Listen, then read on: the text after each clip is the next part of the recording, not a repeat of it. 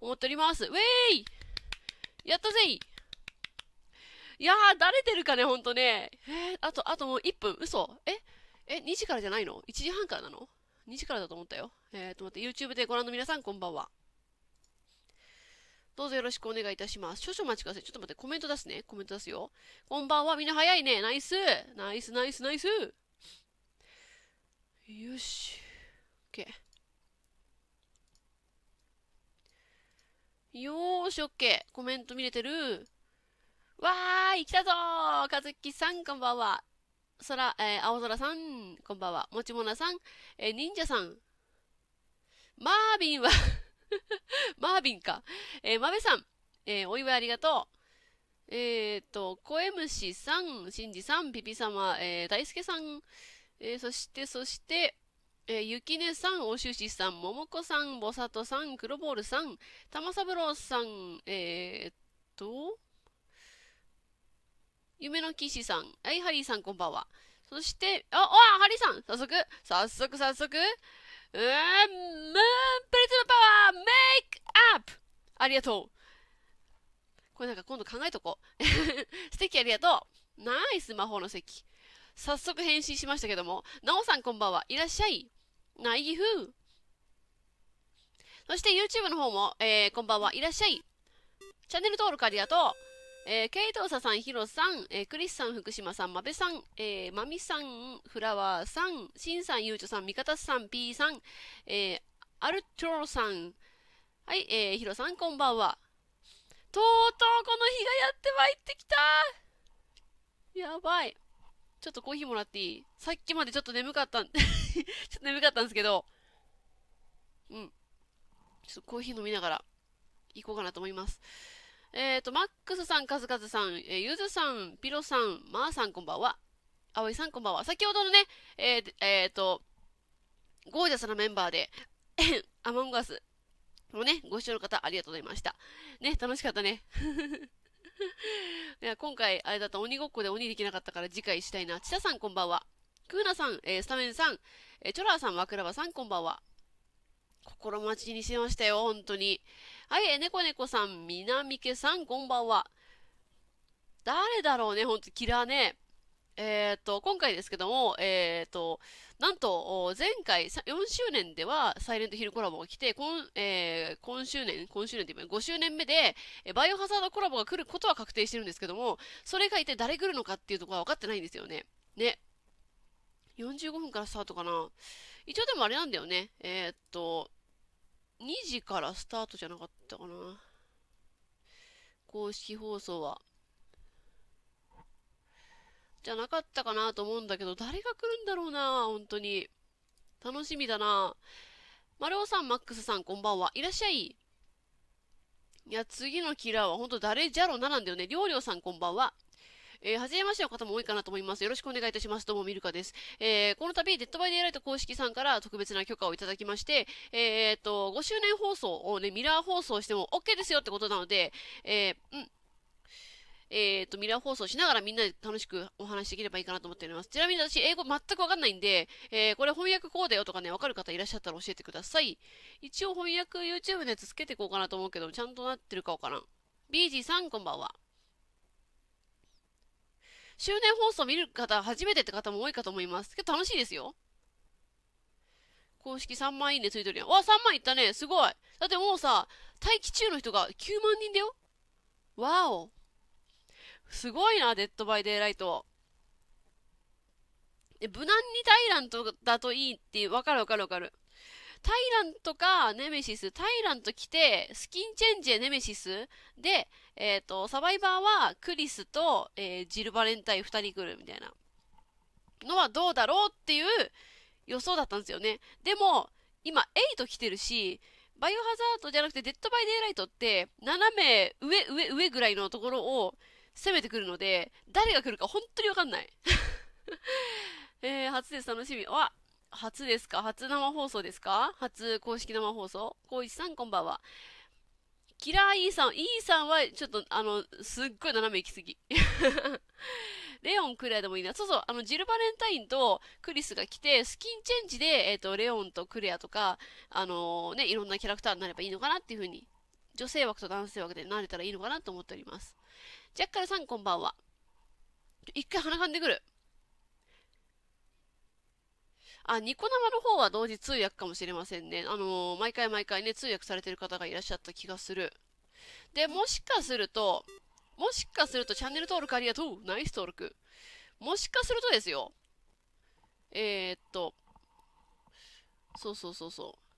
もしかするとですけれども、あれなんですよ。この公式生放送を終えると同時に PTB 来る可能性あるなと思ってるので、その場合は、そのまま生放送終わってから PTB もやろうと思ってますので、朝方まで大丈夫やでって方いらっしゃいましたら、ぜひぜひそちらも遊びに来ていただければと思います。どうなるかな、パークね。ちょっと鼻かんでくるね。行ってきます。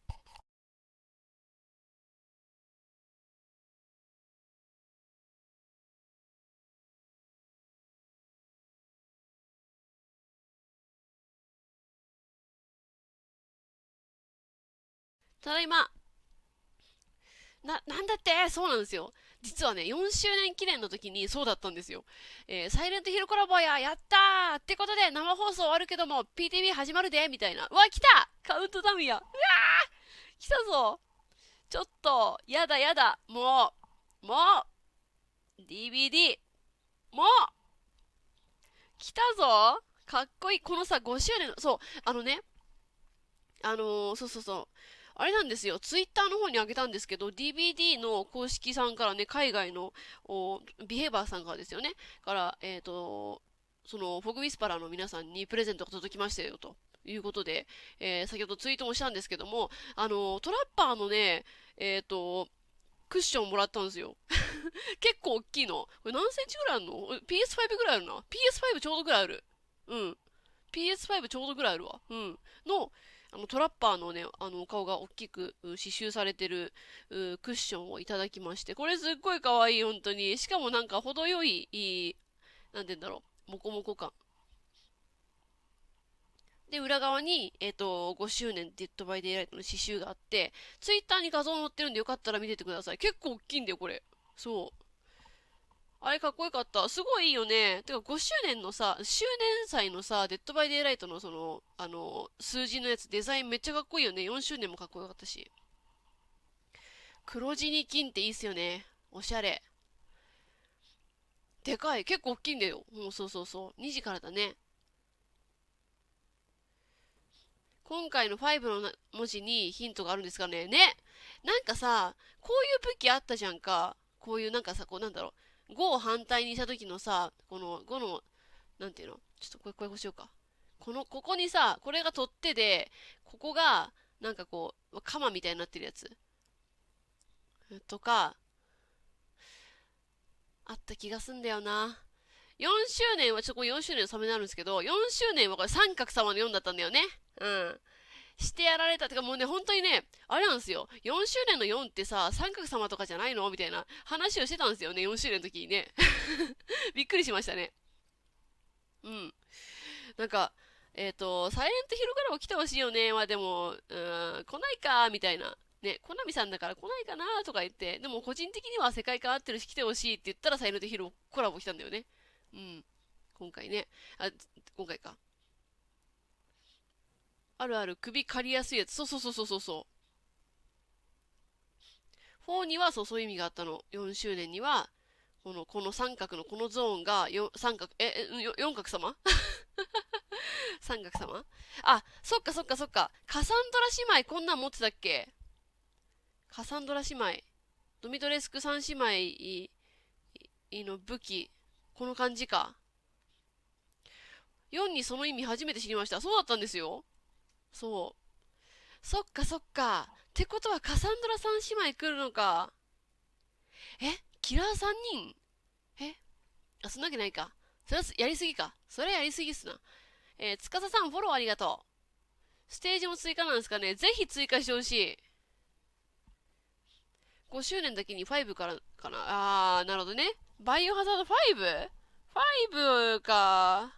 5か。なんか、攻めてきそう。5とかから。クリスがちょっとこうアクション要素もりもりの、ちょっとね、ムキッとし始めた時のね、クリスのやつね。獲物なんだからですね。お前は私の獲物なんだからですね。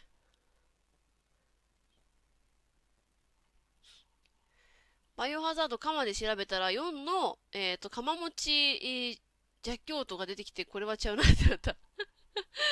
わからんよ。デッドバイデイライト、どこ攻めてくるかほんとわかんないのよ。私はもう山岡りんちゃんの、クイズされた時に、あ、そうっすかって思ったんで。あ、そうっすかって思ったんで。ええ。はい、ベゼルさんこんばんは。その武器だとツインと少し被らない。いや、わかんない。その、ツインズもまあカマだけど、その、要は武器ってよりかは、あれじゃないですか。まあ、言うてしまうと、ヒルビリーと、カニバルみたいなもんで、その、動き方とか、諸々が違えばいいのかなっていうふうに思ってるんですよね。うん。三姉妹か。三姉妹、まあ、好きだけど、三姉妹か。マジか。じゃあもうあれじゃん、バイオハザード25周年記念のあれってよりかは、もっとバイオハザード8のっていう感じになる可能性もあるね。だとさ、そういうこといいんじゃない？その、クリス、サバイバークリスか、イーサンになるわけだよね。でもイーサンで顔見えないから、どういう風にするかね。ギーヤンさんこんばんは。2時からですよ。お水もらいます。お水じゃない、コーヒーもらいます。いや、でもあるかもよ。タイラントで、なんだっけ。タイラントで、なんだっけ。例えば、キラータイラントになって、そのまま、能力で、例えば発電機、遠隔で発電機を、めっちゃ遠い発電機とかも、妨害することができるみたいなのができる可能性もあるじゃん。それ面白くない？ロケットランチャーで構えて、どんな遠い発電機も、こう、上手にこう当てれて、で、当たった発電機ボカーンになって、近くのサバイバーが、なんか、よろめくじゃないけど、例えば通知が行くとかね、叫んで。ヒロさんこんばんは。叫んで。イーさんは、バイト公式の何かで顔が出てたからあるかもよ。マジか。ワンチャンイーさんあるか。イーさんはエンディングで顔見れたはずですよね。いや、暗かったと思うんだよね。黒くなかった？イーさん。海外版で一番最後のシーンで、カメラワーク変えると見れるってやつを YouTube で見ました。そうなんだ。そうだったのか。じゃあ見れたんだ。あとワンチャンあんのかな？なんか意図的に暗くしてた気がして、あ、そういう感じねって思ってた。これせっかくだからさ、アップにしよう。あれあったあった。これを、全画面。イエーイ！全画面イエーイ！嬉しい。で、1080p の、あ、翻訳ない感じか、これもしかして。そうっすか。まあいいでしょう。楽しもうよ。うわー、超大画面です。はーはーん。シアヌイさん、こんばんは。いらっしゃい。ふー。金婚で発電機をキラー側がロックできるとか。ありえるありえる。なるほどね。ちょっと試合。こんにちは。いらっしゃい。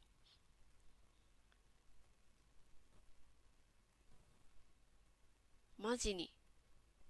モケさんこんばんは。ふー。確か何かで見たけどイケメンでした、イーさん。マジか。イーさんイケメンなのか。よろしくお願いします。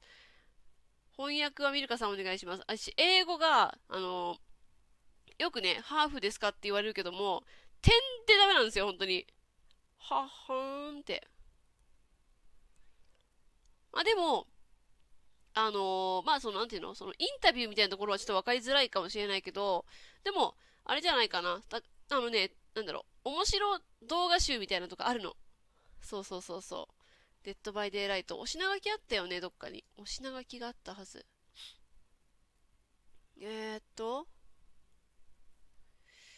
どこにあったかな、デッドバイデイライト、お品書き。これだ。概要。5周年の歩みと、バイオハザードチャプターお披露目。これ絶対お披露目最後だと思うんですよね。で、6年目開発ロードマップが来て、いいじゃん。6年目の開発ロードマップ。うまくいくといいね。リールムビヨンドについて。リアルムビヨンドかな、ゲームデザインについてと5周年記念のお祝いとあります。なるほどね。高評価ポチありがとう。マップ警察署とか追加されたら楽しそう。わかる。いやー、私やっぱ2がちょっと思い入れ深いからな。わかるな。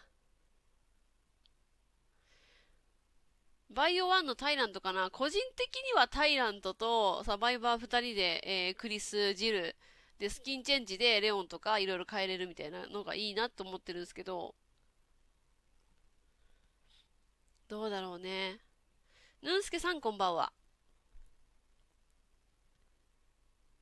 このカウントダウン、妙に心臓バクバクさせますね。私の心の音が近所にうるさくないかな。出ちゃいますね、音が。この背景のさ、ドクロもちょっといいよね。こう、シックな感じでかっこいい。ちょっと金箔が塗ってあるっていうか。おしゃれだよね。ポストカードもいただきましたもんな。よかったな。マイケルさんこんばんは。ミルカ翻訳だとだいぶ適当ですけど大丈夫ですか？フォグウィスパラーといえど、適当はまずいか。クレアいいね。来てほしいあるな。いやー、どうだろう。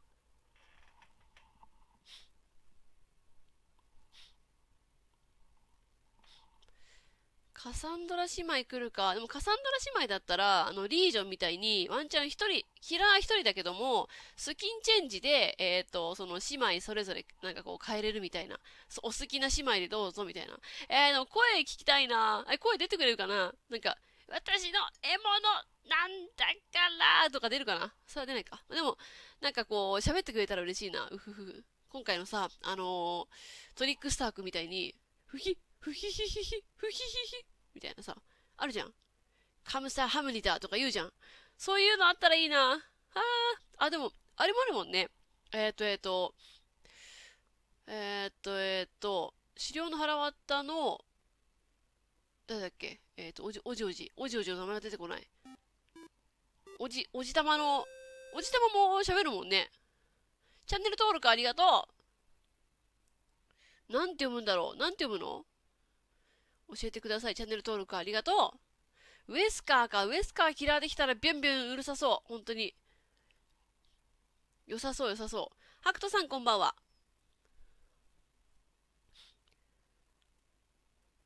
発表時に微妙な空気になってほしくないな。そこはもう信用しましょう、もう。デッドバイデイライト。コーヒーもらいました。いやー。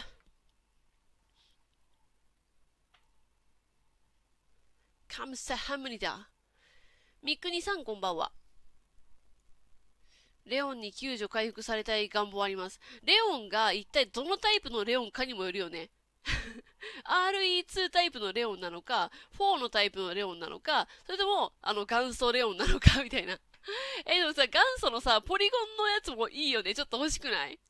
なんか別スキンで、例えば、本スキンがレオンと、クレアで、そのちょっとこう、おしゃれっていうかさ、RE2 仕様のタイプで、スキンを購入できるスキンで、ポリゴンの、ほんと初代の、レオンとクレアが使えるみたいな。ちょっと欲しいんだけど、それ。すっごい欲しいんだけど、どうしよう。なんかすっごいワクワクしてきちゃった。その場合、クリスとかやばいよな、多分。クリスのさ、もうなんか、まっすぐ行って、斜め移動できないやつ。直角移動しかできないんで、昔のバイオハザードそうだったんだよ。もうこうやって、カッカッカッカって、この左にこの辺曲がりたいなと思ったら、カッカッカッカッこう横向いてカッカッカッカッカッカッカッカッカッってまた右向いてカッカッカッカッって右向いたらこっちカッカッカッカッカッカッカッってこういう動きしかできなかったわけ、本当に。そうなんですよ。懐かしいな。その場合ラジコン操作になります。解像度が違うの笑っちゃうね。カクッカクなのよ。ちょっとやりたいな。6の追跡者みたいなやつ。あれってさ、ウエスカーじゃないの？じゃなくてそうじゃなくて4のレオンかっこよかったよね。わかる。この間、それこそ、4やったんですよ。4クリアするまで終われませんっつって。いやー、あれ本当にね、きつかった。操作が。操作がやばかった。でも、楽しかった。ちゃんと慣れたしね。アレクシスさんこんばんは。リナッチさんこんばんは。あとここさんこんばんは。こんばんはミルカさん。キラーサバイバーどっちも楽しみですが、私は新マップがラクーンシティかアンブレラ社内の、そっちも楽しみにしてます。あ、うわうわうわうわうわうわ、なになに ?CM?CM?CM? 音出るか？なにベルクラって出てるよ。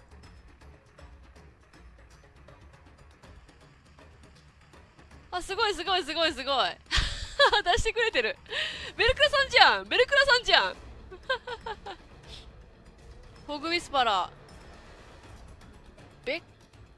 ビクシーさんナイス。すごい、プレイガム出てるやん。ナイス。ネガオリウスクス。あ、すごいすごい。右のやつすごい綺麗じゃない？危ない危ない危ない危ない危ない。海外の人リアクションいいよね、すごい。ナイス。ナイス。こういうの見るのめっちゃ好きなんだけど、楽しくない？ウォレサム？すごない？あそこから当てんの？うますぎない？マジで？トッキー。ナイス。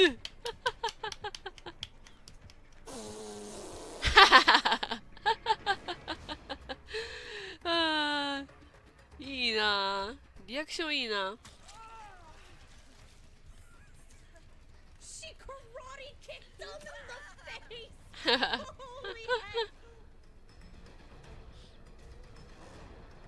サウパリン。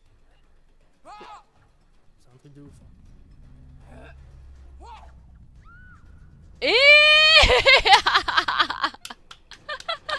たっちゃうんだ。プッパーズ。ドワイトくんじゃん、もう。ドワイトくんじゃん。本人じゃん、もう。本人じゃないの、これ。本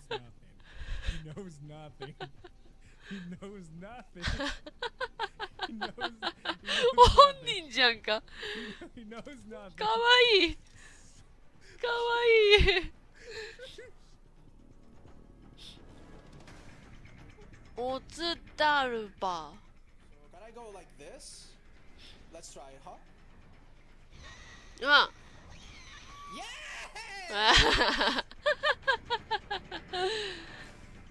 リアクションいいな。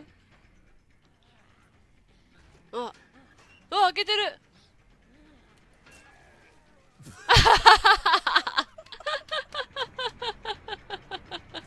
ビクトル君倒れてもうたやん。みんな公認配信者の方ですね。ホグウィスパラーの方ですね。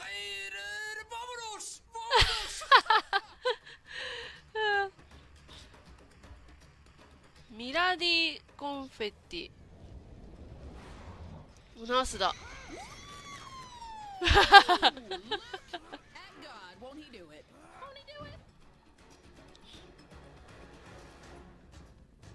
メグターニー。You fucking love to see it. 出れんかったんだ。来てくれたらいいな。フリスック。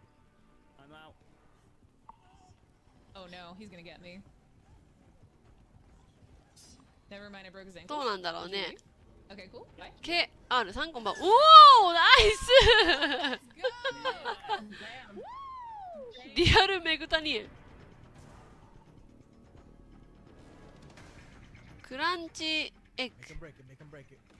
あマッ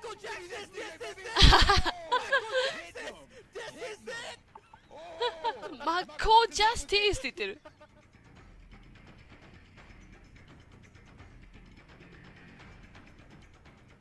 めっちゃおもろい。来られた方こんばんは。いらっしゃい。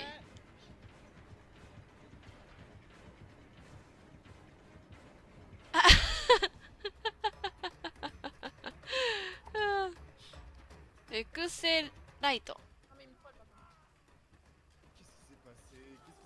うわ、すごいすごいね。チータイさんかわいい。そっから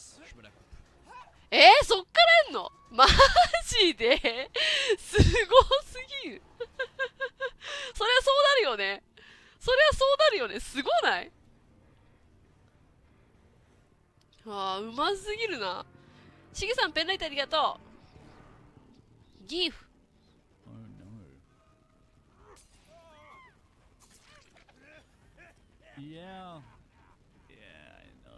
ああ。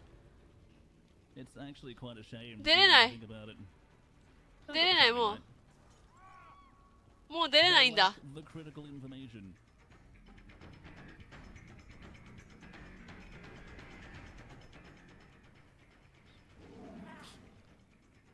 うわ、すごいめっちゃ飛ぶやん。ライトめっちゃ上手だよね、本当に。照明係。サミネーション。あ、アニメーション作ってる方ね。それのトラッパーめっちゃ可愛い。Okay, very funny, Trapper. Would you like to ask the first question? Gee, you sure are putting me on the spot here, but who is the best Trapper? And the nominees are Trapper, Hag, Nightmare, or the Pig. Answer with 1, 2, 3, or 4. Number 1 is correct answer. Fake pallets. Those are stupid and not cool. I also don't want to be able to draw my traps, then teleport to them when they are triggered. That would be very inconvenient. And then there's the pig with her reverse head トラ trap. ッパー可愛い。I never thought about it, but I guess I could put my traps on the survivors' heads too. And here are the results. Oh wow, those are amazing results. Can I test your head? 公式さんのお気に入り。そうそうそうそうそう。No. Okay. Let's keep the game going with other fog whisperers and friends. The what? うわ。各位物证人，你们好，我是来自中国的物语者 M Kenny， 我是一个人类杀手双边玩家，最喜欢的人类角色是小黑妹 Cloudette， 最喜欢的杀手角色是灵妹。我是从2016年夏天开始玩这款游戏的年末开始做直播以及视频相关的内容。从 1.0.04 的人类杀手的版本开始到现在，不知不觉已经过了5年了。那么在陪着杀鸡一路成长的过程中呢，我也认识了很多本来根本就没有任何交集的朋友。那么我在这里要问观众的问题就是，できる方いらっしゃったら翻訳してほしいけども、到1年、2年、3年还是4年以上？めっちゃ早いからあれか。粉丝们一直以来的支持，翻訳できないか。现在还在坚持玩黎明杀机的中国玩家。当然还要感谢5年来一直不断提供优质内容给我们玩的制作组。黎明杀机5周岁，生日快乐！黎明杀机天下第一，我们迷雾里见。本当はデッドバイデイライトの T シャツ着てる。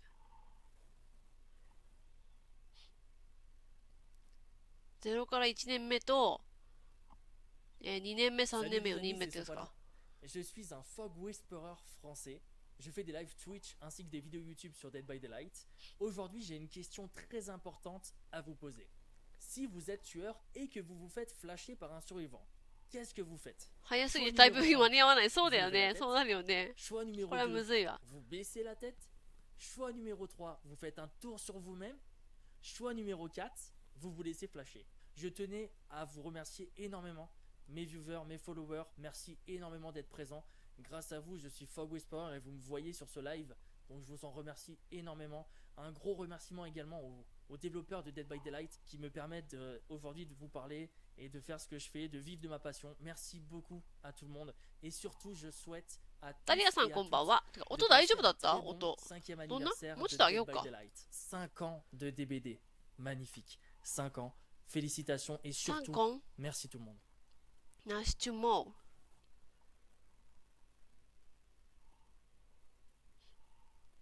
音ちょっと上げました。ちっちゃかったね。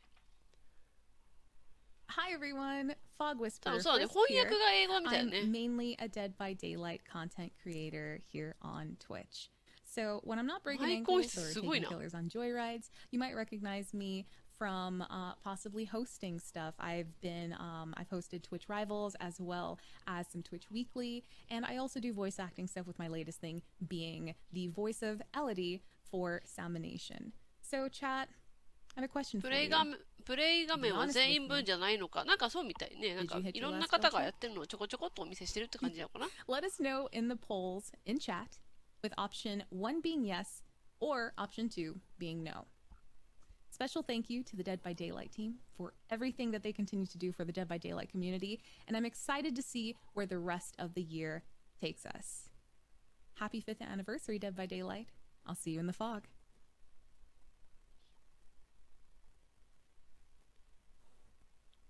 Hola, ¿qué tal? Yo soy Menos13, streamer de variedad en さっき español の y あの人じゃ entre な esa い？ variedad también streameo DbD, un juego que disfruto ya desde hace mucho tiempo. ドワイト Y の tengo una 方？ pregunta para vosotros, 違 una う？ pregunta para la audiencia. Imaginad que suena un sonido de skill check, ¿vale?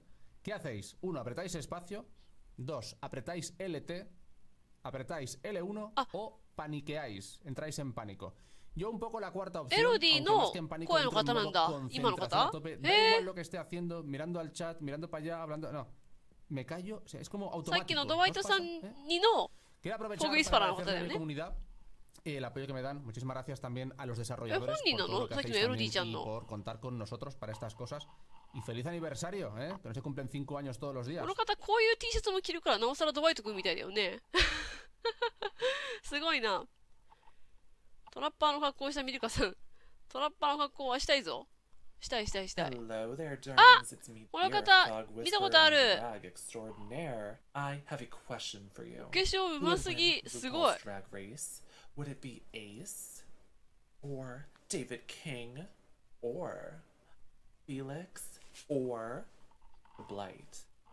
I personally believe that ツイ it ッター probably とかで見た have こ to とあるん go ですけど、 to すっ Blight. ごい面白いんですよ Because ね。 not only are they cutthroat, they さっきの are フォグウ very ィスパ good ラー at の女性がエロディの competitions. 声 What や would ったっ you て言って say? ました。あ、 Thank you そうなんですね。 so much ゆいさんありがとう。そうなんだ。じゃあフォグウィスパラーの方、 so proud of 声やるやん you, ね。 Fog やっ Whisperer. ぱ。 I wouldn't be able to play this amazing game without the community having my back and rallying me up when I play as the pig to slash survivors down. Happy 5th anniversary. Have fun. なんか高画質で見たの初めてだけどめっちゃ綺麗じゃない？びっくりした。 Hello friends, this is Odds, like for real, and it's an honor to grow as a person and as a content creator alongside Dead by Daylight, the game we all love in our own unique ways. まあ、いろんな国の多 Before 分 I フォ go, グウィス though, パラ I ーの have a 方 question の for you. If Dead by Daylight was イン some タ kind ビュ of ーです game ね、き show っと。 and you could take home one party 歩みっ gift, ていうか。 which one of these four would you choose? A pallet, a totem, a crow, or a generator? I know which one I would pick. You go on board in the poll and let me know. カズマンさん Enjoy the こんばんは。 anniversary. いらっしゃい。次の日本人女性サバイバー声はミルカさんですかね。よろしければやらせていただきたいですけども、ただ、すっごいやかましいですよ。あ、また来てる。出たうますぎ。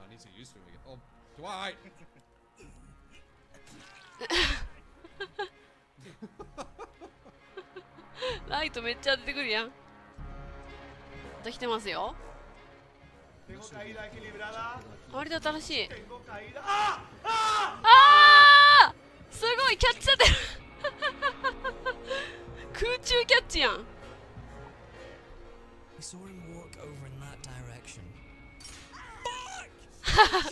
今回こういう面白いやつなんだね、多分今回が。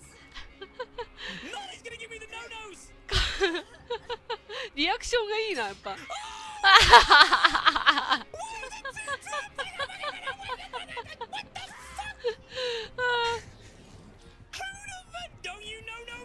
めっちゃおもろい。ちょっと音上げよう。めっちゃおもろい。2回かかっちゃってるよ。C'est juste ça, bordel de merde, pourquoi elle a pas d'Orion de terreur cette folle? コウスケさん。すごい。ほい。 Mais わお。日本人の方？違うか。 on est d'accord qu'elle avait pas d'Orion de terreur? あ What か the ん。 fuck? 隙を生じる二段構え。マスター DLX。すごい。うわ見て。もうね、顔がいい。やっちゃったみたいな。始まっちゃう。始まっちゃうぞ。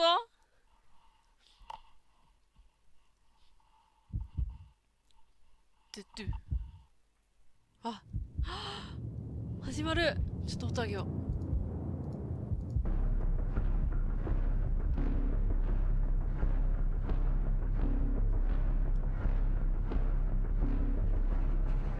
うわ。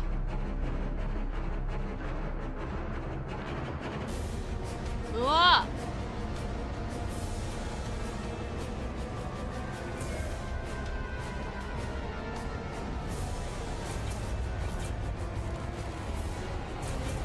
うわー、いいね。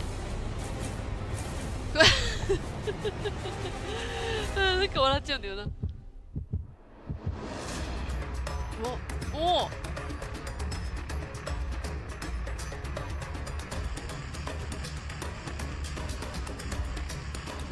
映像めっちゃ綺麗。すごい。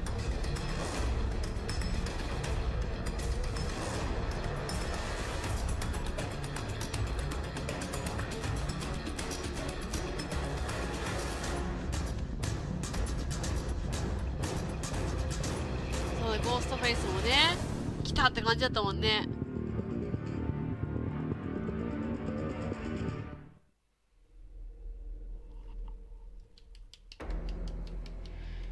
マシューさんだ。 Hello, everyone. Welcome to our 5th year celebration. How crazy is that?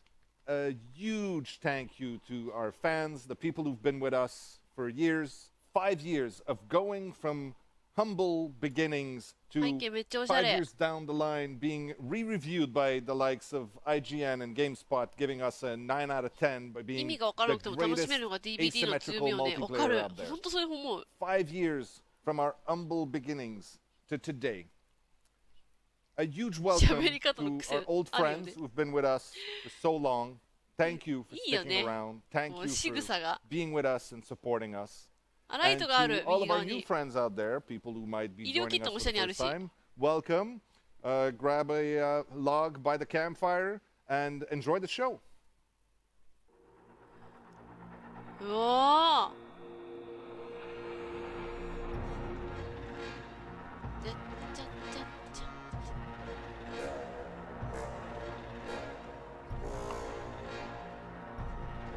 6周年のねロードマップと、レジデントイービルチャプターなんちゃらはもうすぐやってくれるの？マジで？ Now join me on a stroll down memory 最後 lane. に持ってこないんだ。 Behavior's been making games for about 30 years now, mostly for other people. わかる。この Licenses BGM いいよね。 and other publishers クラウンの and BGM ね。 developers. But all of us on the team, we have our own stories we want to tell. And one of those stories that we've been wanting to tell for a long time is the story of this fantasy, being a villain in a horror movie. Way back when, a decade or so ago, people were telling us horror doesn't sell. I mean, unless you're like the big ones, like Silent Hill or Resident Evil, but really, don't even try. 左上に書いてある So ね。本当だ。 we tried. あと We 14 didn't 分 give だ up.。マジか。 we released one ミ as ーコさん a こんばんは。 comedic twist on this called Naughty Bear. If you don't know 日 Naughty 本語 Bear, 字 go 幕 check it ね、 out. できな It's かったんだよな。 magical. うん、できないね。A little later on, though, we had one of our designer come up with a little prototype, a very simple hide and seek thing with someone trying to hide and do a thing, and someone else trying to catch them and finish the game. And it was so good. It was pure thumb candy. And we figured that by slapping on that skin of the 70s, 80s horror slasher flick, we were onto something remarkable. 秋助さんいらっしゃい。 So we put the old band back together. We went and get Ash and Dave and Phil, and かわいい。 we put a team of about 30 talented, special あ、 people フォグウ on ィス it. パーのアイコンと被ってるか。And オッケー in オッケー。ちょっと待って June ね。 of 2016, Dead by ちょっ Daylight と待ってね。 came to be. フォグウ One ィ of ス the パーのアイ first コ key ンをちょっと。 moments for us happened チャン just ネ a ル登 little 録ありが before と launch. う。F So the first R さん。 Halloween before launch, we showed it こうしようかな。 internally to the rest of the これを behavior こう people. か。 I remember we これ put を the killer on the big screen and we put the ボ survivors ス in a のや different つ。 room and we had people play the game and there was ど a こい lot of た？ excitement and it was really cool.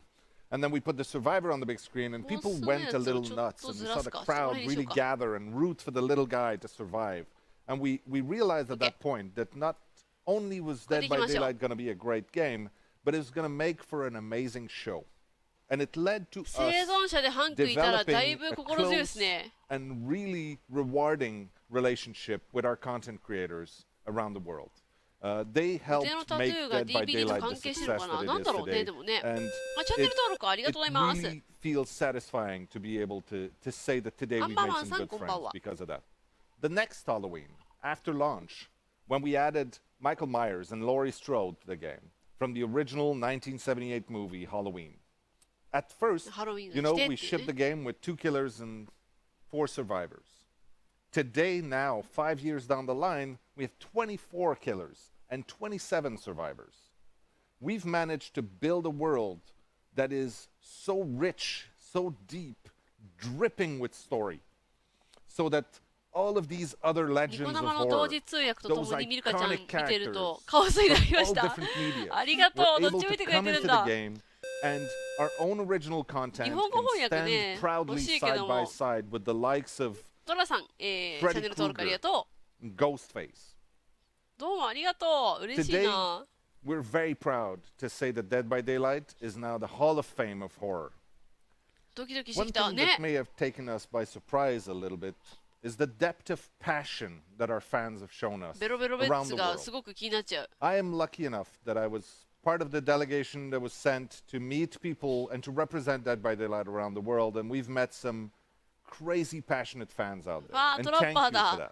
I have seen firsthand the love, the support, the passion that unites people わあ、ツイッ from チのやつね。 everywhere around the world チャンネル登 with 録ありが that とう。 crazy game that we've made.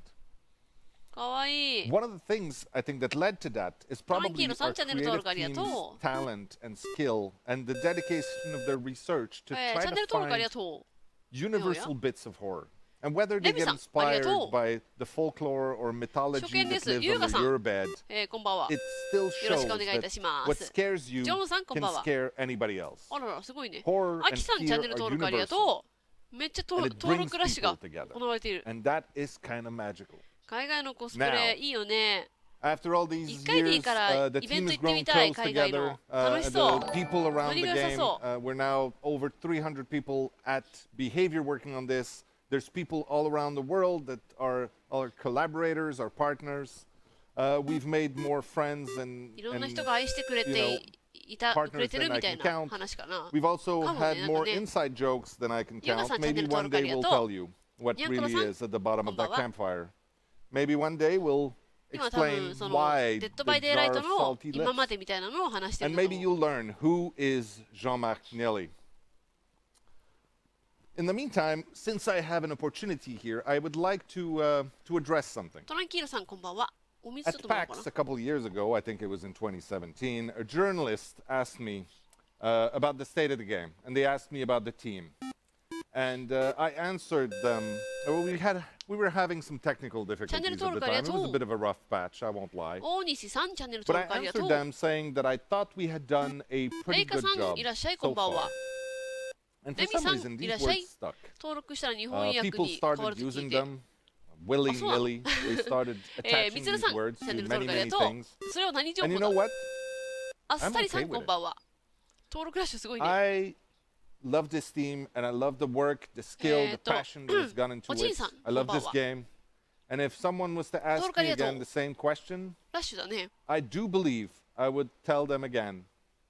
I think we've done a pretty 5 good 年間 job もこ so うして far. 愛されて続けていけてるってすごいよね。すごいことだと思うよ、本当に。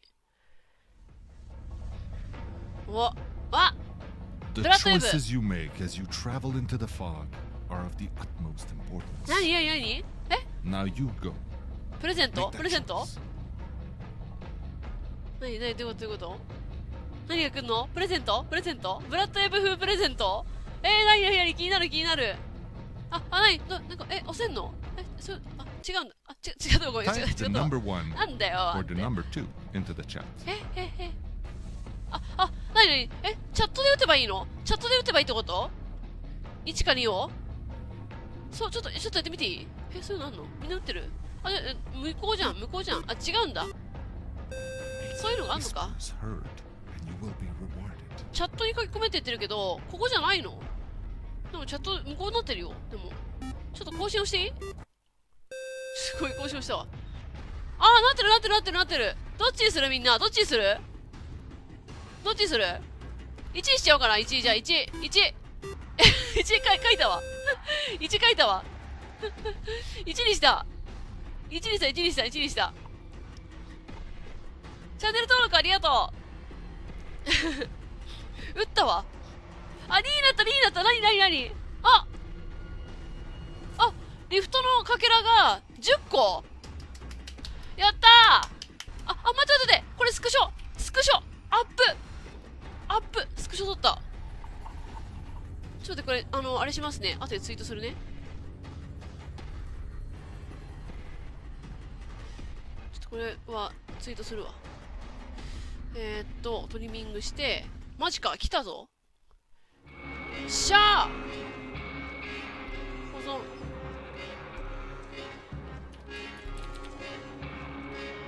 これ今ツイートすべきか。待って。5周年のなんかいろいろグッズ出てる。このトラッパーだよ。このトラッパーの白。Director of the previous Saw films and the all-new Spiral from the Book of Saw in theaters right now. I just want to take a moment and celebrate with everyone the 5-year anniversary for Dead by Daylight. Congratulations to the Behavior team. We are all incredibly happy that Saw gets to be part of your legacy. The game continues. Cheers. ホグウィスパラーの絵が出てるよ。この中でおるぞ。この中でおるぞ。ベルクラさん右下におるやん。出てくるかな？すごい、左から2番目です。真ん中の。真ん中左から2番目。いた。後で画像載せるね、こっち。ベルクラさんじゃん。デッドバイデイライトを中心にゲーム実況動画、生配信をさせていただいております。日本のフォグウィスパラーの一人、柏木ベルクラで、ございます。よろしくお願いします。そして視聴者の皆さんに質問です。もしあなたが霧の世界に連れ去られたとしたら、儀式に何を持っていきますか？ 1、懐中電灯。2、医療キット。3、工具箱。そして4が鍵となってます。5周年ですよ。デッドバイデイライトが何千本も動画をアップロードしてきたんですけども、このデッドバイデイライトと一緒に5年共に歩めたことがね、めちゃくちゃ光栄です。本当に5周年おめでとうございます。おめでとうございます。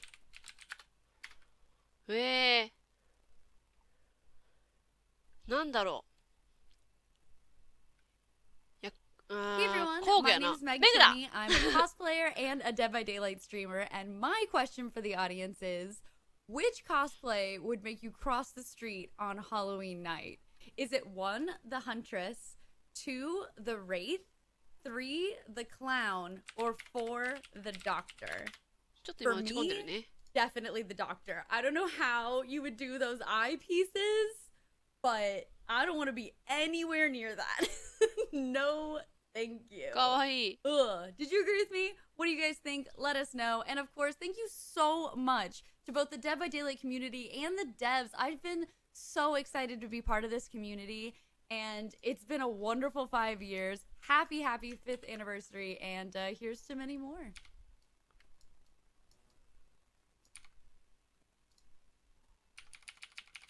ちょっと今打ち込んでるんで、皆さんぜひ見ててね。お、みちゅ、みちゅ、おお。Come play the piano. Music, you know how I love music.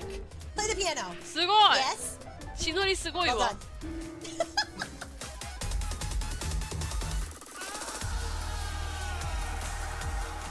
Alright, well, if I'm gonna fucking be the Pyramid Head, I'm gonna play Pyramid Head. Let me get the head and start! I still can't see. Okay. みちゅ、みちゅ。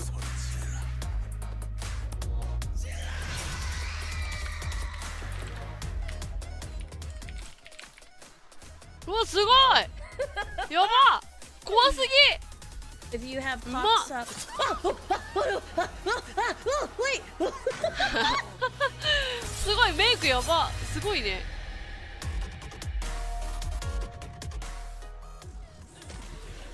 Get her! よいしょ今プレゼントコードツイートしたので後ほど皆さんそちらもねチェックしていただければと思いますすごいすごいコスプレしてるみんなコスプレ部門みたいな見ようディアエリックスドラッグなんちゃら Who's gonna win? Who's gonna win? One of you's not gonna make it out. あ出るか出るかダメだった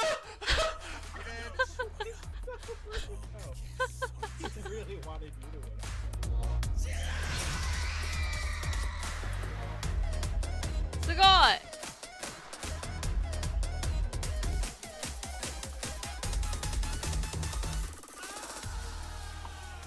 Look, it's Romero. This is me. This is me right now. わすごいすごいすごいでそっくりそっくりすんごい似てるじゃんリアルリアル T シャツも同じじゃんマーク And I'm Meg.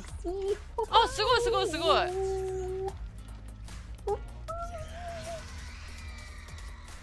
メグちゃんじゃんあすごいすごいピックのすごいすごいコスプレやみんな逆トラ結構高いんだよあれ売ってんの Hey! Oh god! あすごいすごいビル G おるやんビル G が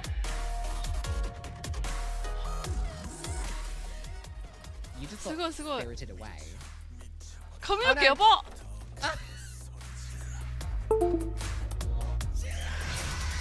すごいねみんなすごいなどうやって見んのそれ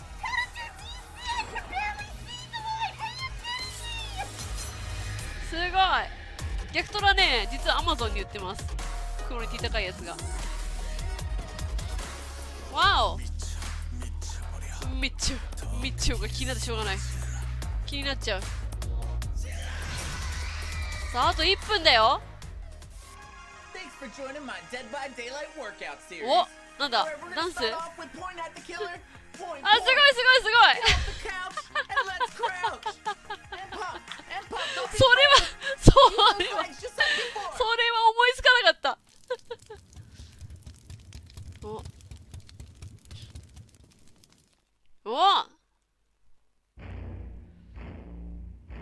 エクササイズはちょっとWhat is this? What is this? No, hold on. Oh! Oh! It's Resident Evil! It's coming to Dead by Daylight! Oh my god! このリアクションほんと好き Yo! Yo! Yo! Yo! Yo! Yo! Yo! Yo! Fuck out of here! Yo! Yo! Yo! Yo! No! No! No! 始まったぞ始まったぞ No! I don't even care! I don't even care about nothing else in the stream! Resident Evil is coming to fucking Dead by Daylight! I don't care about shit else in this... Nah, bruh. キラー誰だろうね来るぞ来るぞ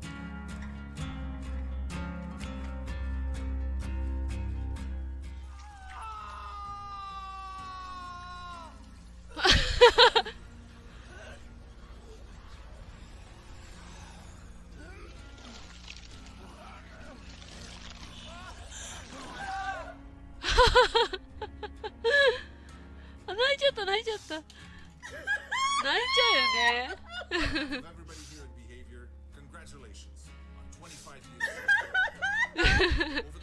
こんなん見てたらして自分も泣きそうになってくるんだけどどうしようそう DbD chapter win, I'm telling you, the fucking 5-year いいリアクション anniversary. だよね。あれって思うよね。多分このバッジの時点で。Hello.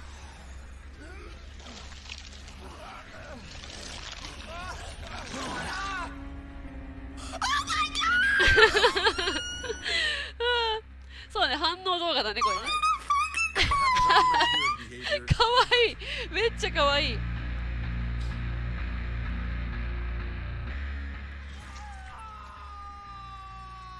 もう分かっちゃったみたいなね。Fucking shitting me, right? You're like, that's not real. This isn't actually happening, right?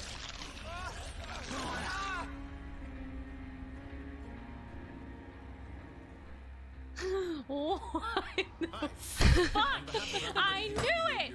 Congratulations on 25 years of horror. リアクションいいよね、本当にね。なんかさ、海外の方のこのリアクション集見るのめっちゃいいよね。この方はフォグウィスパラーの方じゃない？確か。Oh my god. Resident Evil 25th Anniversary DVD Umbrella Charm Exclusive Chapter Item, June 2021. Hi. 2021水飲みます。Matthew! お、これのおかげでこのゲームに戻ってきましたってことで、いや、そういった方も多いですよね。あ、来た来た来た来た来た。うわ、ラクーシティじゃん。え、これ2じゃないのか？じゃあこれ2じゃない？ 2 じゃない？これは2じゃない？めぐめぐめぐめぐ、すごい。ネメシスじゃん、ネメシスじゃんか。もうマジかよ、マジで。じゃあ3か？そうだよね。うわー、マジだ、やばー。うわー、来たー。うわー、マジだわ。うわー、RE2 と3から来てんじゃん。マジで来たー。 Thank you for joining us today for this very special celebration. So we are proud and happy to finally be able to reveal the content of the Resident Evil chapter and be part of the 25th anniversary of Resident Evil. As you may know, the team's been hard at work on the graphical rework over the last year, and that's why we couldn't add any new map to the game. That's going to change with the Resident Evil chapter. So on the chapter release, you'll be able to visit the Raccoon City Police Department. あ、やばい、ほんとやばいわ。来た。嬉しい、嬉しい、嬉しい。よかったよかったよかった。すごいすごいすごい。警察署じゃんかよ。もうマジか。本当に本当にすごいじゃん、めっちゃ。うわー、うわー、すごいすごいすごい。ヘリ飛んでんじゃん、ヘリ来てんじゃんか。うわうわうわうわ。どこまで出すのこれ。どこまで出てきちゃうのマップで。マップでどこまで出すのこれ。すごない？どこまで出す気なのマップで。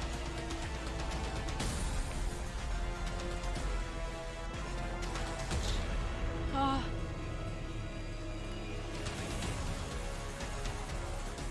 あ、すごいわ。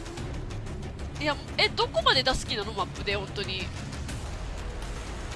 警察署丸々出すのかなもしかして。警察署丸々じゃない？ここだってあれじゃん、だいぶ端っこだよ。ここなんかこれ警察署のねとこでしょ、中でしょ、職員室みたいなとこね。泣いてそう。当たりです。いや、クオリティがね、やっぱデッドバイデイライトやってくれるな。マジでどこまで出すのに。ってかさ、すっごく嬉しいんだけど、すっごく嬉しいんだけども、これすっごい大変そうマジで。マップ回んの警察署丸々じゃん本当に。丸々じゃんか。ここも出すの？ここも出すの？これ所長のとこでしょ？所長じゃなくてなんだっけね。だよね。はあ、マジか。ちり紙ありがとう。カサッカサのやつちょうだい、カサッカサのやつ。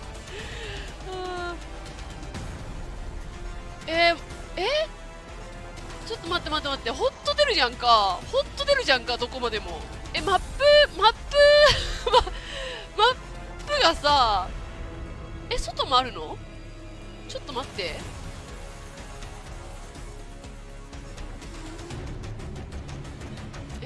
こんなんさ、マップ見て終わっちゃうわ、試合が。いいなー、よかった。やったー! So first of all, I have to say that the map is absolutely gorgeous.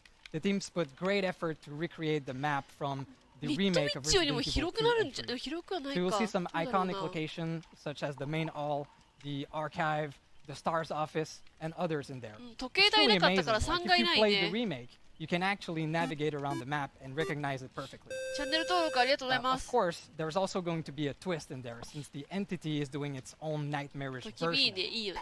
Alright, let's talk about characters now. There is a lot of very interesting characters in the Resident Evil franchise. It was very difficult to choose just one survivor. And that's why you're getting 2 for this chapter. The first one is Jill Valentine, the brilliant STARS agent. Her unique perks will highlight her intensive training and her high adaptability in impossible situations. タイラントが来てくれれば、わあマジですごいわ。わあこれやったもん腕回すやつ。わチャンネル登録ありがとう皆さん。やったーマジでバイオハザードじゃん。チャンネル登録ありがとう。全然覚えてないよ、ごめんねみんな。ありがとうガニアスさん、ありがとう。ここ外ってとこじゃん。バイオ The じゃん。 second survivor is Leon S. Kennedy. Leon's been having the worst first day at work ever, and it's not going to be better in the realm of the entity. His unique perk are going to highlight his dedication to other, his resilience, and his goal-driven personality. タイラント大きすぎた？ There's also something really special about one of his perks. It will add a new type of gameplay to Dead by Daylight. With this perk, and under a certain condition, you will be able to spawn a unique item, a flashbang, inside the map. So that's an item you don't need to equip in your loadout before the match. It's something that you will create within the match you're in. 弱いたそう。弱いたか。なんか変っていうか不思議な感じするね。すごいレオンが発電機つけてったけど。で黄色いところが壊せるところか。壊せるとこだよね多分ね。すごいレオンが発電機つけてんだけど。どうしよう。マジか。すごい汁もいる。警察内じゃん。Okay, let's talk about the killer now. So again, there's a lot of different monsters we could have used out of the Resident Evil franchise. But we chose the classic tyrant, the Nemesis. The Nemesis Power is called T-Virus. With his special tentacle attack, the Nemesis is able to infect survivors. Infected survivors are going to be sick. They will cough, they will vomit, so they're going to be easier to spot. And they also become vulnerable to the next tentacle attack, which will not infect them, but will damage them instead. For each infected survivor, the Nemesis power grows, and his tentacle gain more reach. So he'll be able to attack over pallets, over vaults, and in some tricky places on the maps. But there's a way to get out of this infection for survivors. There are some vaccines around the map that can be used to get out of this infection. But there is a limited quantity, so make sure that you absolutely need it before taking it. パーク来るぞ。The Nemesis unique perks will make you feel like an 今来られた unstoppable 方もいらっ hunter しゃい。こんばんは。 that どう can ぞよろし use くお願いいたし both ます。ミルカ brains と申 and します。 brawn to cause panic YouTube でご amongst 視聴の the 方は、チャンネル survivors. 登録と高評価、ミルダムでご視聴の方は、フォローの方をお忘れないようお願いいたしま This す。 killer is ぜひぜひ assisted 楽しんでい by てくだ AI さい。もうちょっ characters. と声下げちゃいました。 So we are adding zombies よろしくお願い to いた the しま map す。 when ぜ you ひ are 楽しんでて facing ね the。Nemesis. Zombies are patrolling the area, and survivors need to be careful of both Nemesis and them so that they don't get なんか言おう bitten と思った and けど infected 忘れちゃっ by た the な zombies.。あ、来るか来るか来るか。ちょっと音上げますね、また。はいはいはいはい。はいはいはいはい。切られて。ってことはあれか、遠くからあれか触手撃てる感じか、そういうわけじゃないのか。うわグーじゃん。おーおーえワンパンだった。チャンネル登録ありがとう。ダーニーさんチャンネル登録ありがとう。なんかむずいな、むずそうだな。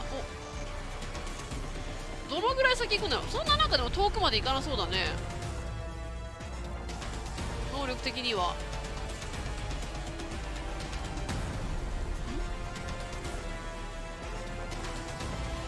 あ、感染なんだ。感染するんだ。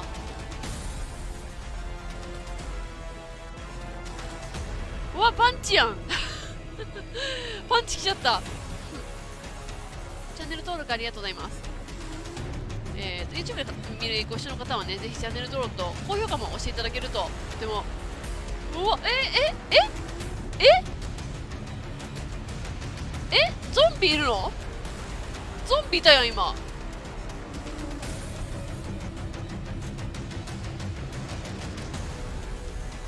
あ、なるほどね。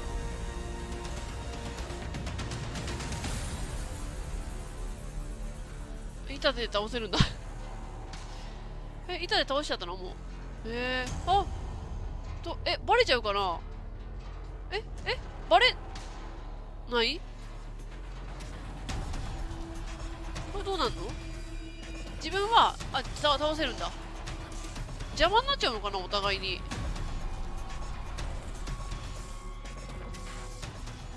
これお互いに邪魔になるの。キラー有利とかじゃなくてか。 That's it. That's the content of the Resident Evil chapter. So I hope that you are as excited as we are to see the Resident Evil content inside Dead by Daylight. I sure am. I mean, this has been a dream come true. I played these games so much. I still have the original copy of Resident Evil 2 from my teens. So you'll be able to experience this chapter in the PTB, which will be right after this event. And it will also come out June 15th. So mark your calendar. So I just want to finish by saying thank you to all of our community for staying around with us and having fun with us. And I wish you an happy 5th anniversary. 6月15が PTB。今っていうかこれ終わったらじゃないのか。あ、この後すぐ始まる。So I'm so pleased to be with you, Justine, today to talk about this part of the broadcast on the roadmap for Dead by Daylight for year 6. 多分さっきの箱はワクチン用の箱じゃないかな。So we're going to present the new DLC and the new maps for this year. We're also going to talk about the 4 tomes for the archive that come in next. And we will finish with the 4 pillars of Dead by Daylight and all the features that comes along with them. We're starting very high as well this year with a unique and incredible license. I'm so pleased to work on Resident Evil. And we can't wait to see that DLC out and see the player having fun with this. Obviously, I cannot say anything about the other DLC. We'll spill the beans at a later date for sure. But something that I can say is we are going to release a total of 4 killer. PTB 生放送は枠を変えてそのままやろうかなと思ってるんで、ぜひそちらも遊びに来てね。I think it's going to be really cool. I think all of this is going to be some pretty exciting content for all of our players coming out. Because there's not only that. I mean, we've also, like you said, we've got 4 tomes. Our players now expect us to have 1 new tome every mid-chapter with a new survivor story, a new killer story, story about the observer. And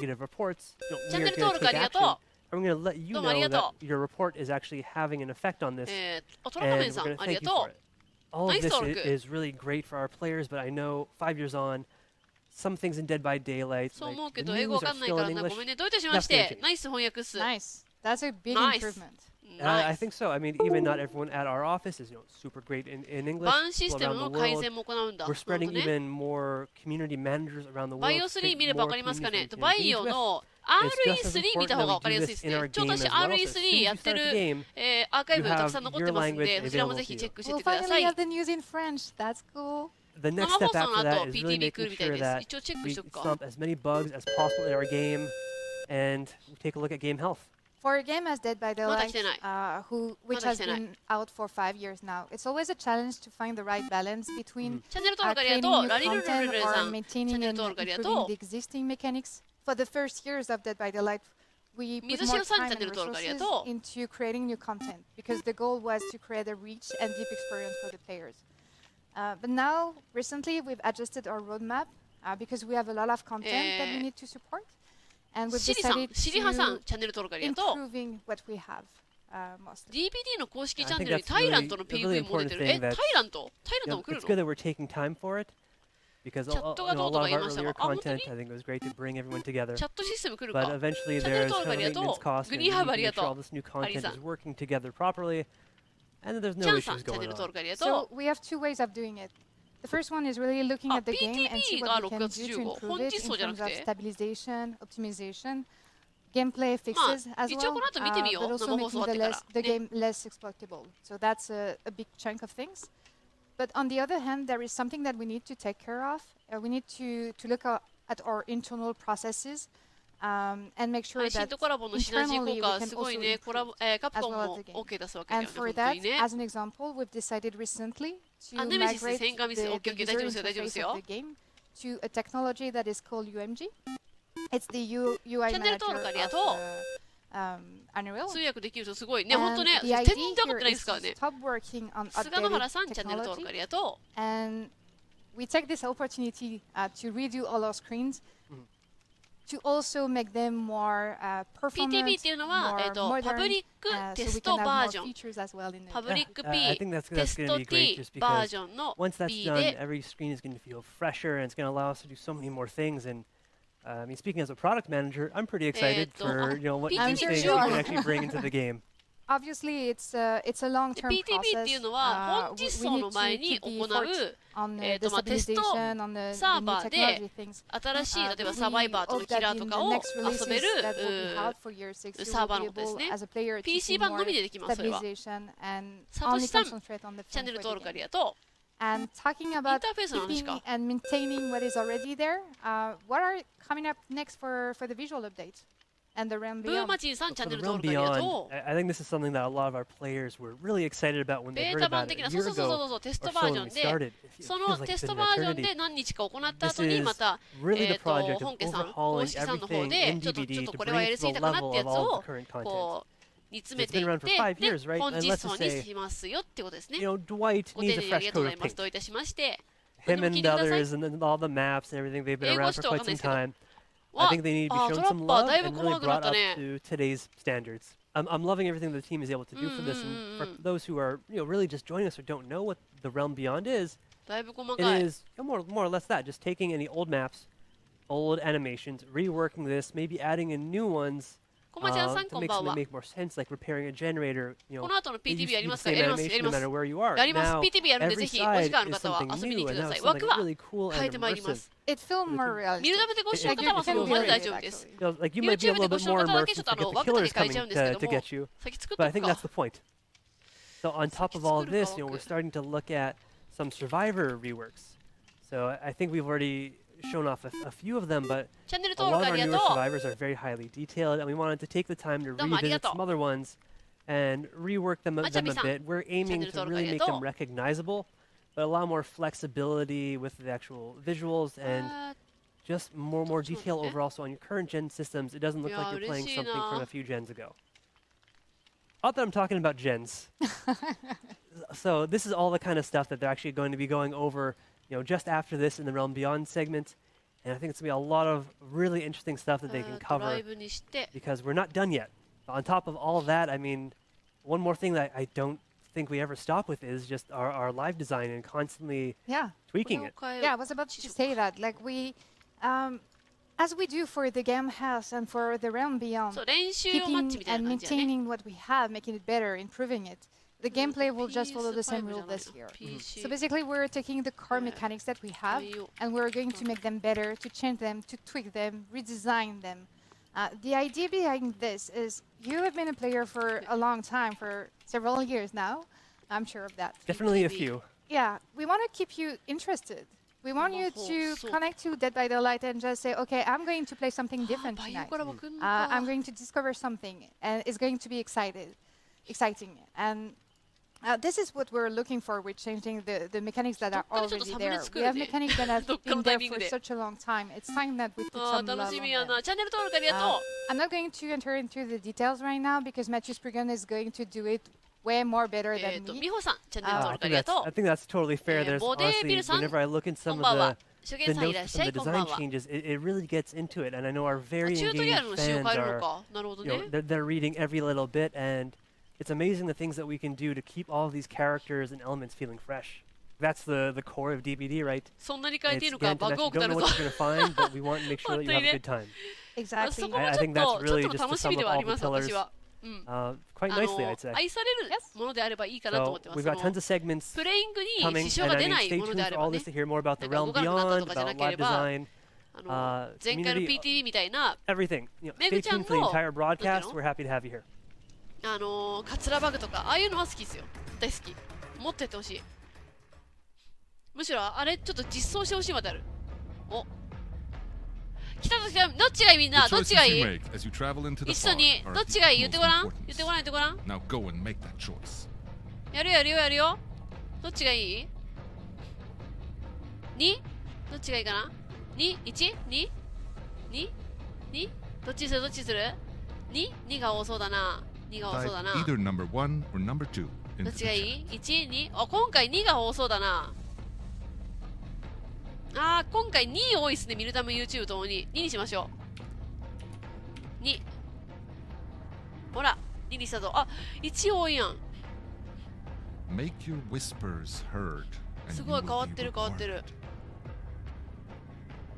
1多い1多いめっちゃ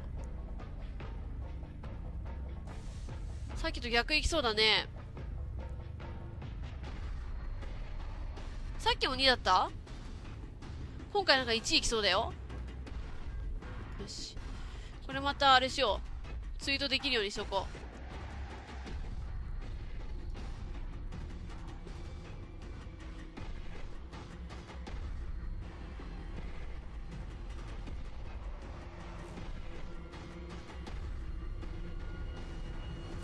あさっきのコード向こうで捨ててるみたいコード入力あプリントスクリーン OKもしかすると生放送終了後にできる可能性ありますね。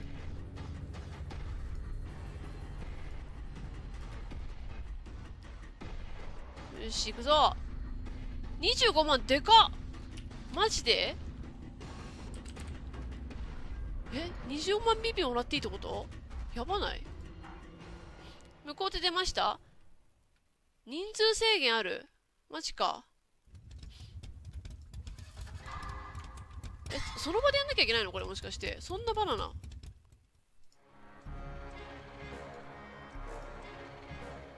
ポン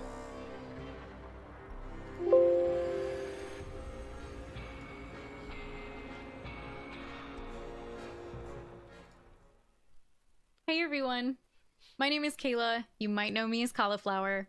My question for the audience is which map animal is just begging for some in-depth lore? Is it Maurice? Is it Mr. Moo Moo, the cow in Larry's, the hospital bed? You might not even know that there's a cow in the hospital bed. Or is it Wingy McFlapflaps from Dead Dog Saloon? Personally, I'm gonna have to go with Moo Moo. It's a cow in a hospital bed. I need to know more. While I'm here, I just wanted to give a little shout out to my community, my Dragon Army. Thank you guys so much for supporting me over these years with my Dead by Daylight content. And thank you to the devs for creating a game that has so much staying power, has so many incredible licenses.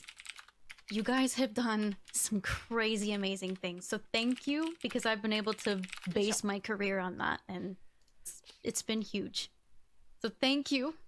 Congrats on 5 years. And here's to 5 more. コードね、ちょっと長いよね。Hey everyone, I'm Purpose. さっきのドワイト君の方じゃん。ドワイト君そっくりの方。Everyone, if you had the choice between chocolate or vanilla escape cake? What one would you want? For me, I feel like I would want a chocolate escape cake.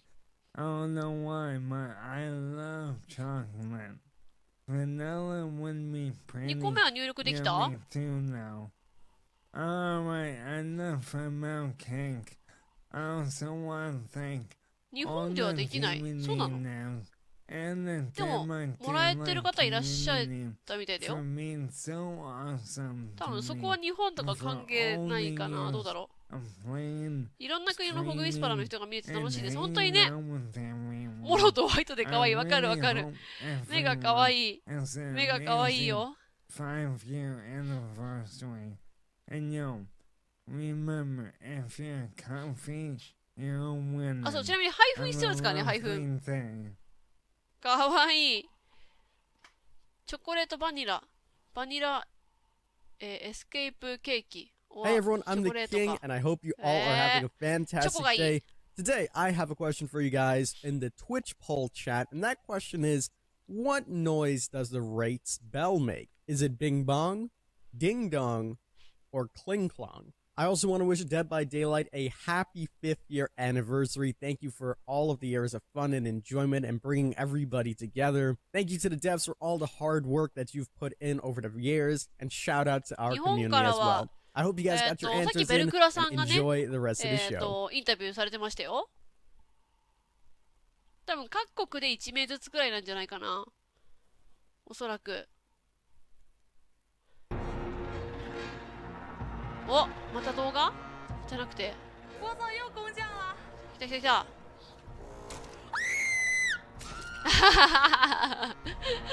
反応がいい。It was at this moment that he knew. He fucked up. あー！やられちゃった。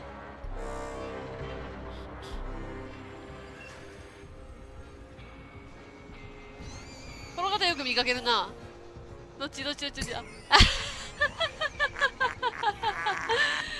She fell the fuck off, chat. 降りちゃったらめっちゃ可愛い今の。あ、すごいすごいすごい。あれじゃん。ストレンジャーシングスのスティーブじゃんか。スティーブの子じゃん。すごい。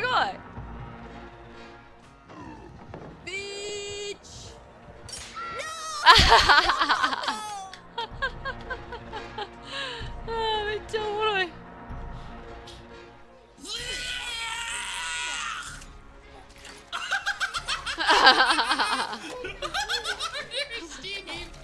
出っ放し出っ放し。スティーブ出っ放しや。ミルカさん見たかった。ありがと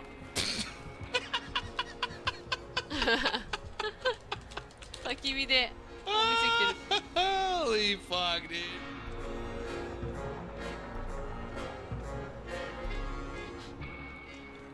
Oh my god, what? いたんだね。I didn't know you were here. That's, honey, that's your own fault. 隠れてたんだ。Why were you here?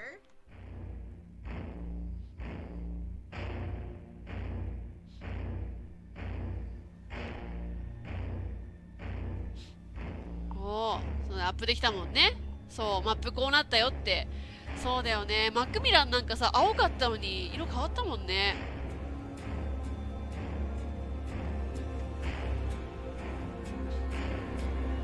コードの方はツイッターの方にアップしてますので、そちらもぜひチェックしてってください。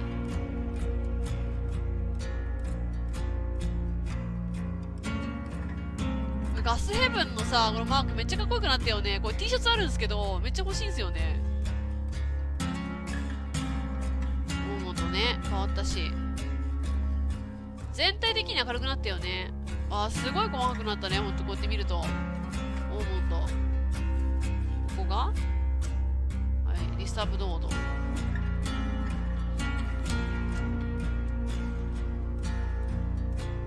ピン投げとる。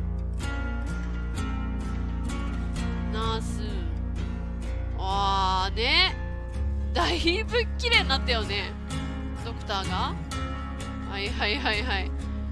わー、細かくなった細かくなった。これさ、この葉っぱ回ってるのこれいいのこれ、ちなみになくなっちゃったけどさ、もう今ここちょっとさ、だいぶリアルになったよね。グロテスクというか、すごい綺麗になりましたよね。そうそうそう、どんぐらい変わったかっていうのが分かるからいいよね、こういうの。ユンジンちゃん。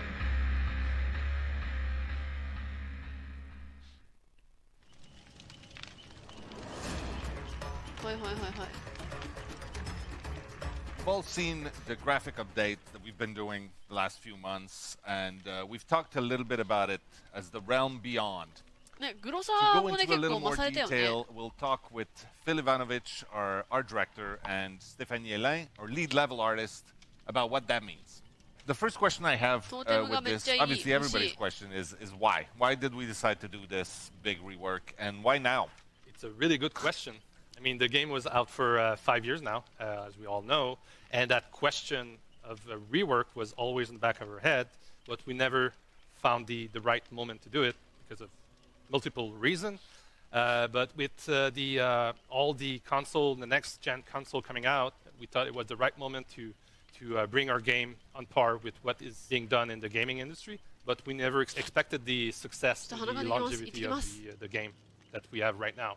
We are now 5 years later, and we have all the new tools, the bigger team, and I think we can achieve what we wanted to do a while back. Okay, so we decided it's the right moment. And then, what was the vision? What was our goal going into this? The main goal with the rework was to have a more immersive experience with the player in the game. Either in the mood with the environment or the animation. When somebody's repairing a gen, I think people really enjoy that because really you feel like you're repairing a gen. We're always constantly listening to our player, and we make sure that we don't lose the essence of our game, but at the same time pushing new boundaries. We've been super excited with all the feedback we get, and we're really looking forward for people to see what we're coming next. こちらでも活動しておりますので、下の方に Twitter の URL 貼ってあります。そちらからチェックしてね。 Big project. What are some of the main issues we faced? YouTube の CM 流れちゃっ So て。 the main challenges with DbD, we all know that DbD is from, it's a game that's from 5 years ago, and it's live.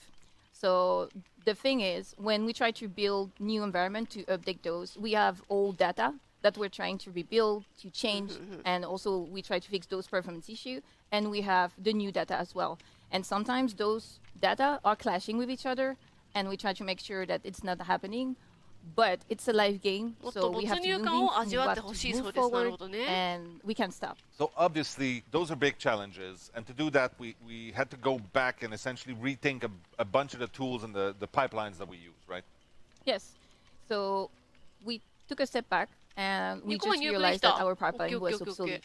So of course, the whole team, we bring the idea of, okay, we need new tools, we need to empower those artists, we need to make sure that if we want to achieve the quality that we want to achieve, we have to make the right choices. It means evolving, rethink the way that we are creating environment, and this is the whole team work. Like, it's not only environment, it's animation, environment, textures, shading, lighting. It's a huge job. Yeah. All right, so new tools, new pipeline. What's the future hold? What are we going to do with that? The goal here with all of this merged together, it's to build atmosphere, mood. Because after all, like DbD, it's like an horror movie. So we all know that DbD was more gameplay driven, but it makes sense. It's a game. But what we were lacking is immersion. So with all of this merged together, we're trying to bring that immersion. We had storytelling to those maps. We create like more fog, more work on the lighting. So when you experiment the game, you forget that it's a game. It's the feeling that we're trying to build. I think there's something really cool we're going to try to do with terrain, right? Yes, the terrain is pretty flat in DbD right now. And with the fact that we're changing and trying to evolve in the right direction with the new visual that we're trying to bring to DbD, we're going to add more relief to this terrain,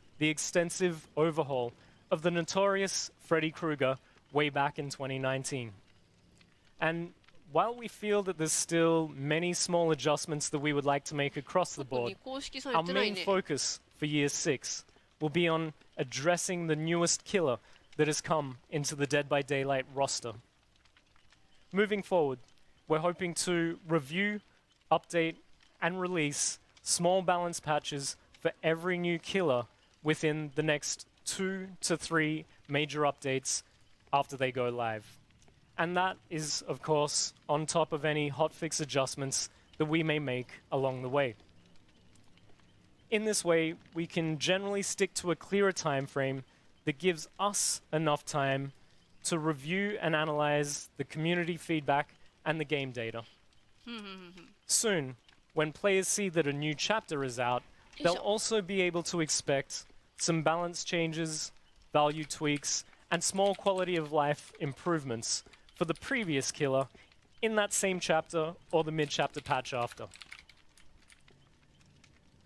We're also working on a brand new type of perk, something that we haven't done for a while. Unlike Hex Totem perks and Obsession perks, this new type of perk is for survivors, and we're hoping that it will introduce some really fun and interesting gameplay moments for survivor fans. Boon Totem perks will give a brand new interaction to survivors standing next to a dull totem in a trial. I can't go into the full details about how all this works right now, but we are very excited about the interesting new strategies and gameplay that this will bring to the game. Not only will it give fans something new and interesting to play with, but it will also give us, as game designers, the opportunity to come up with creative new perks in the future. And we're looking forward to releasing the first of our Boon Totem perks in an upcoming chapter. We're also looking at revisiting how Moris are triggered in the game by killers. We've been listening to the fans and seeing the effects that they can have in the game, and despite the recent changes to Mori offerings, we feel that there's a less toxic way that we can approach this element of the game, and that's something that we're going to be working on in the future. Currently, a killer can play an offering that grants them the ability to eliminate a survivor from a trial by their own hands. Before the recent changes to the Mori offerings, this allowed the killer to end the game prematurely for any unfortunate survivors that ended up on the receiving end. We're discussing a new approach now to triggering Moris that is no longer based on playing an offering, but rather integrated into the core gameplay of the trial. This new feature would mean that, in effect, killers have to earn their Moris rather than be granted the opportunity by simply playing an offering. We're looking to move away from the perception of Moris being a toxic part of the game towards something that's seen as more of a natural progression of the trial. We're hoping to deliver an interesting new game mechanic that not only provides new objectives and new strategic decisions, but also gives the survivors the opportunity to choose whether or not they engage with the system, or ultimately deal with the consequences of that choice. Again, I can't go into too many details right now, as it's still in the very early stages, and is likely to go through many significant changes before it's ready for release. Having said that, this is a feature that we, the Dead by Daylight design team, are really excited about prototyping and playtesting, and we can't wait to see your reactions once it hits live service. As a small bonus, we're also looking to prototype an update to the key item in the game, and this would tie in directly with the Mori system gameplay, so look out for that one as well. Well, that's it from me. We'll have more on how these elements are developing over the coming year, so keep an eye out for news and updates. And thank you for your continued support over the last 5 years. See you in the fall.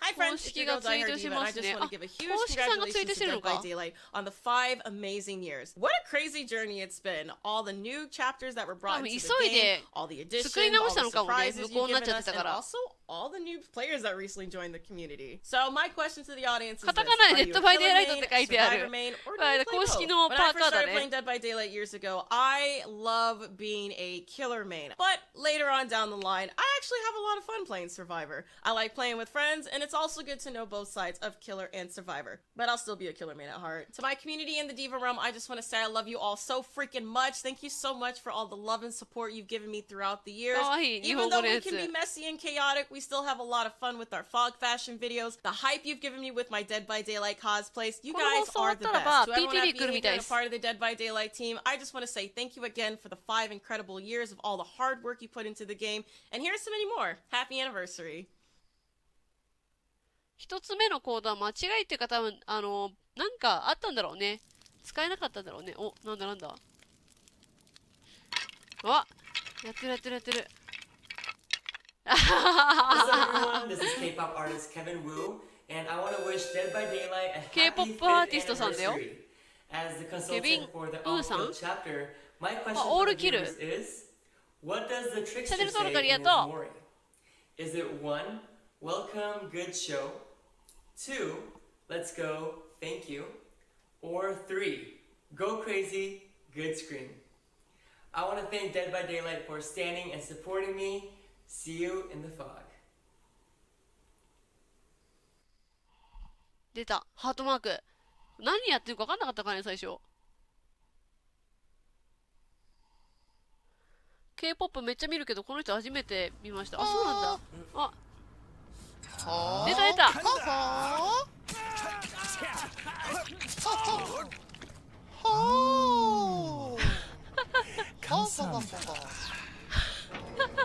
独特だな。ホグウィスパーの方なんだね。独特やな。ほーん。あ、リフト10個いただけた。ナイス。癖が強いんじゃ。あー、すごいすごいすごい。うわー、トラッパーだ。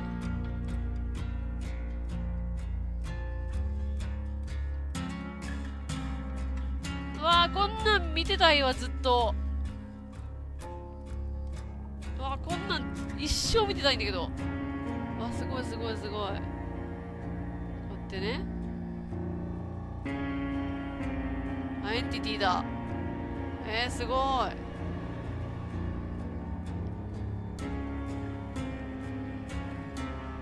うわ、これ作ってるとこ最初から最後まで見たいんだけど。あ、すごい。かっこいい。3D プリンターいいよね。わー、すごいかっこいい。めっちゃかっこいい。何？これ変えるってこと？ Hello, Dead by Daylight. Happy anniversary from the world headquarters of Ghostface. This is RJ Torbert at Fun World.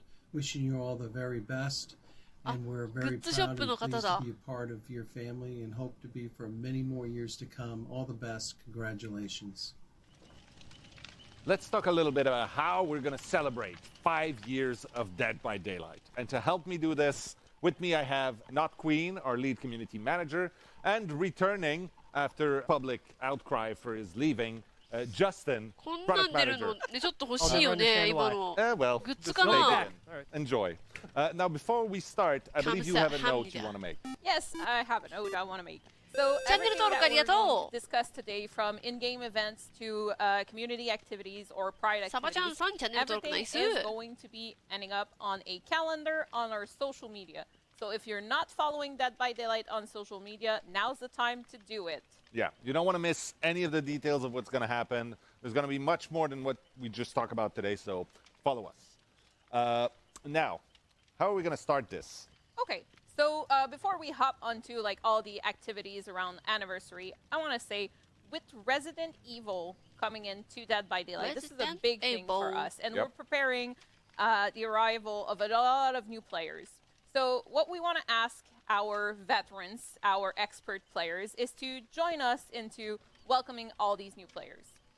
We know that Dead by Daylight's big. It can be a little overwhelming when you start, so... Yeah, exactly. So what we're going to do is we're going to throw a lot of tips and tricks on our social media. We're inviting our veterans to join in and add to it. And we're inviting all the new players to like follow us and check out and maybe learn a thing or two about Dead by Daylight. Awesome. Perfect. Now, let's get into the actual celebrations. Yes. ゾンビはネメシスの特殊能力なんだって。なるほどね。Community artists to do art for us. So we had a Discord and Twitch emotes, and we had also key art for campaigns, for example, back in during the holidays. So knowing that, we love hiring community artists, and now we have a new project for you. So we're teaming up with the merch store, and we are doing a call to artists for designing of a new community line on the merch store. That's awesome. And to make it clear, this is not a contest? No, it's not a contest. This is us asking you, like, show us your portfolio, show us what you got, and we're going to hire some of these people to create that new line. Awesome. Wonderful. Now, what else are we going to do during this month of June? All right, so as you said, it's month of June, and so it's Pride Month, and for 2 years we've been celebrating Pride Month, and this year we want to hop a little bit, you know? We want to celebrate a little bit bigger. So we're planning on a big event celebration called #Into the Rainbow. We're inviting you to join us in the celebration. But we also have something new in-game if you want to join the celebration in-game as well. So we have this new charm, this new Pride charm. So you can proudly display your pride. Exactly. Celebrate with us. Awesome. Yeah, and we're also going to add to the collection of emotes we had for Pride last year. So we're going to add a more diverse roster to our crows. Amazing. All right, what else we got?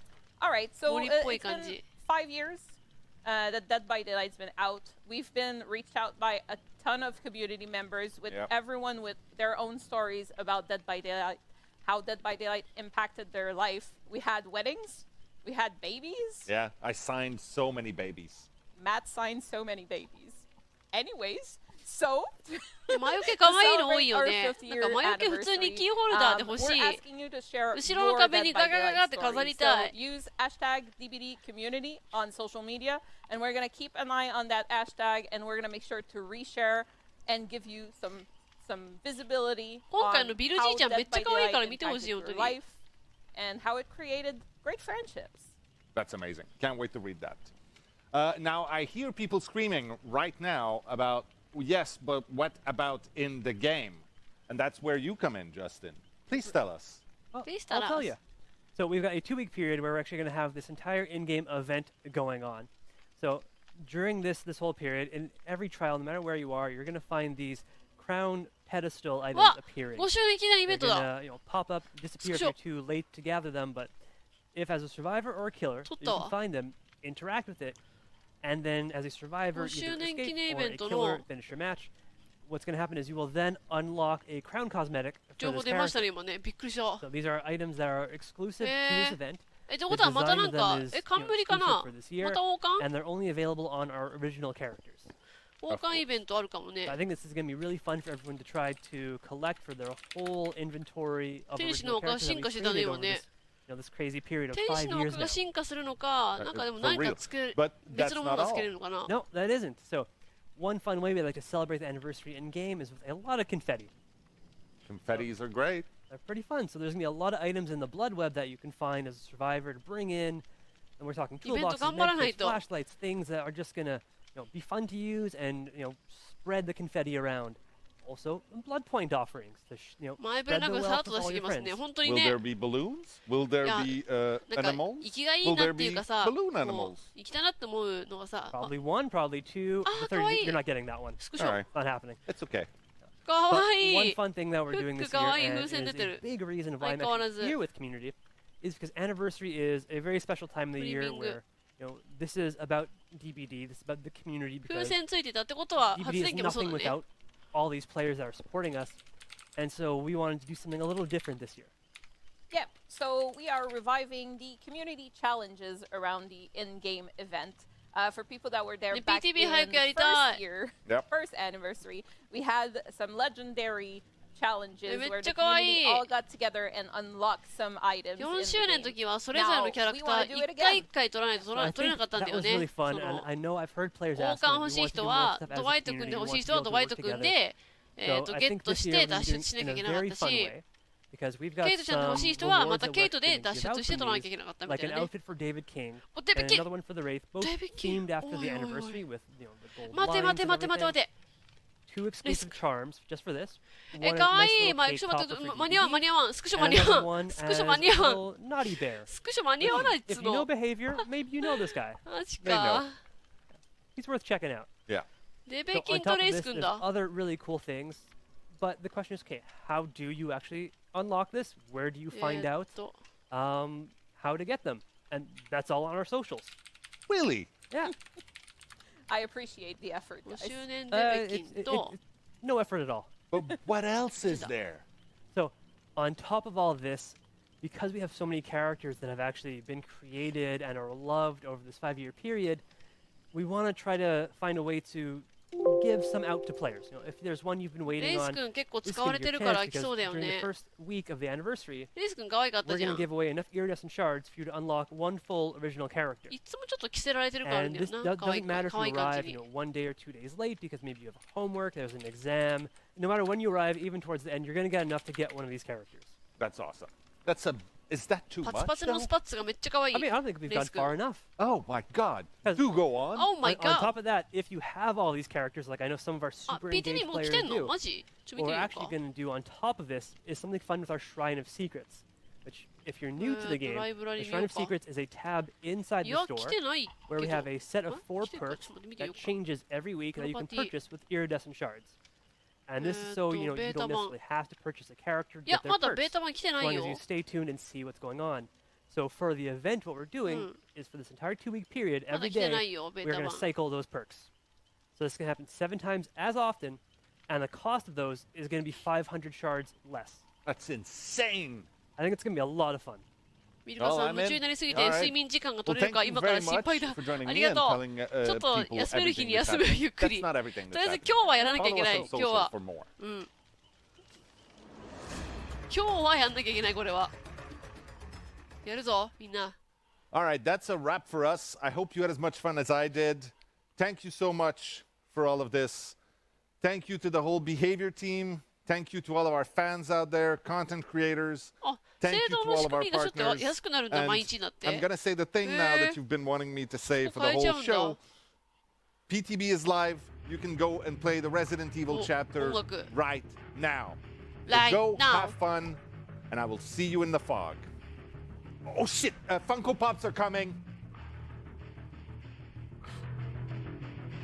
あ、これじゃん。むしろ。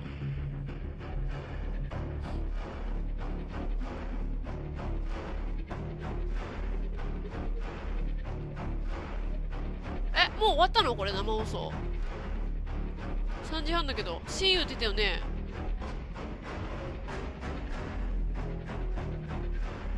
これ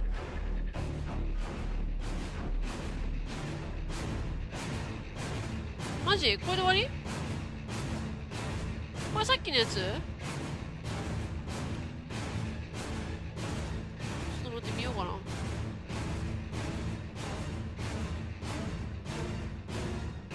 さっきと同じやつやね。いや、いいね、いいね、いいね。この BGM いいね。PTB 今から？オッケー、オッケー、オッケー。見ようかな。まだ来てないんだよな。Thank you for matching! ミルカさんツイートありがとう。いいえー。はい、ということで皆さん、ありがとうございます。この後ちょっと今、私も、ライブラリ見て、PTB まだ始まってないんだよな。PTB 始まってないんだよな。ちょっと待ってね。PTB やるよ？もちろん、もちろん。終わったわ。PTB やってないんだけど、私のところ。マジなんでベータ版ないぞ。PTB 来た？さ、あれでいいんだよね。右クリックして、プロパティで、ベータのところで、参加希望ベータのとこ見ればいいんだよね。ないな。マジで。始まってないよ。頼む。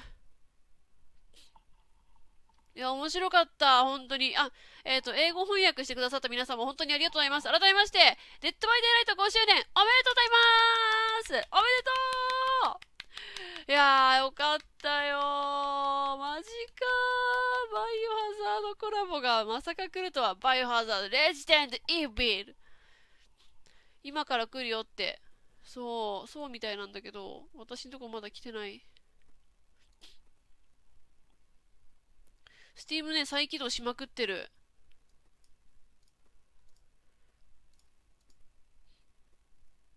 ちょっと待ってね。ツイートだけするか。ちょっと待ってる間に。イベントのやつだけちょっと画像上げちゃおうっと。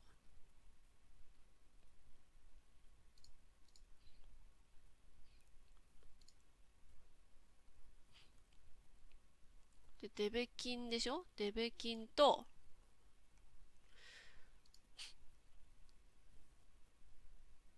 レイスくん。さて、スティームを上げ直すぞ。頼むよ。頼むぞ。いや、来てないんだよな、マジで。なんで来てない？ DLC とかじゃない。マジで来てないわ。マジで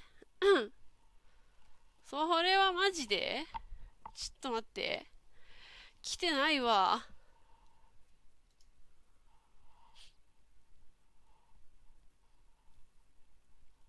来てないんだわ、ベータ版。どうすればいいんだ？ゲーム起動してない、起動してない。更新来てる？更新でどうすんの？待ってて、更新、アップデート？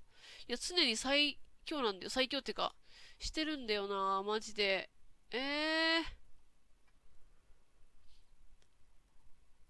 更新はしてあるんだよな。チャンネル登録ありがとう。で、この後すぐ、保存じゃなくて。この後ね、ちょっとダウンロードしながら皆さんとお話ししつつ、ダウンロード終わり次第 PTB やっていきますので、ぜひぜひお楽しみに。風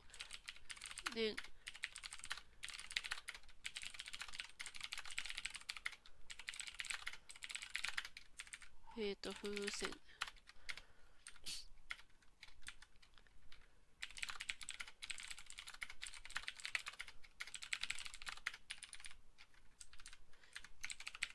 よいしょ。デッドバイデイライト。デッドバイ。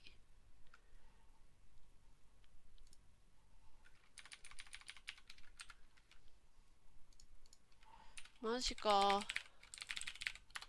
ちょっと時差あるかもしれない。もしかすると。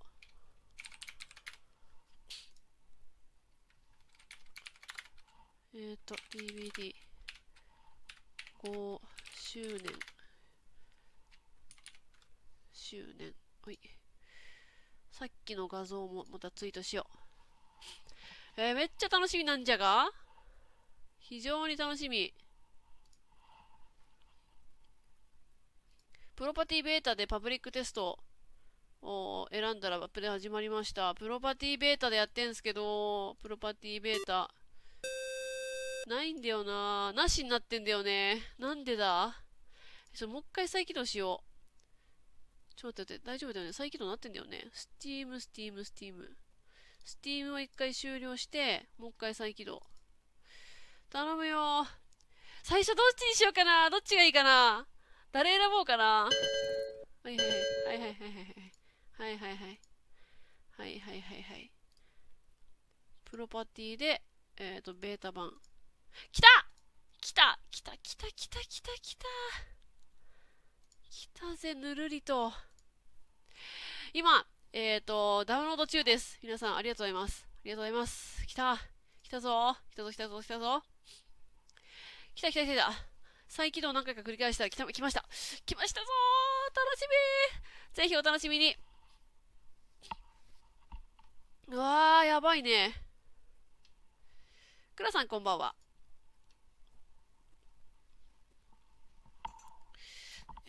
質問です。はい。どうぞどうぞ。サムネイル作成する際に何に気をつければいいですか？どういうサムネを作るかにもよるので一概にこうとは言わないですけども、まあ、私が気をつけてるのは見やすい。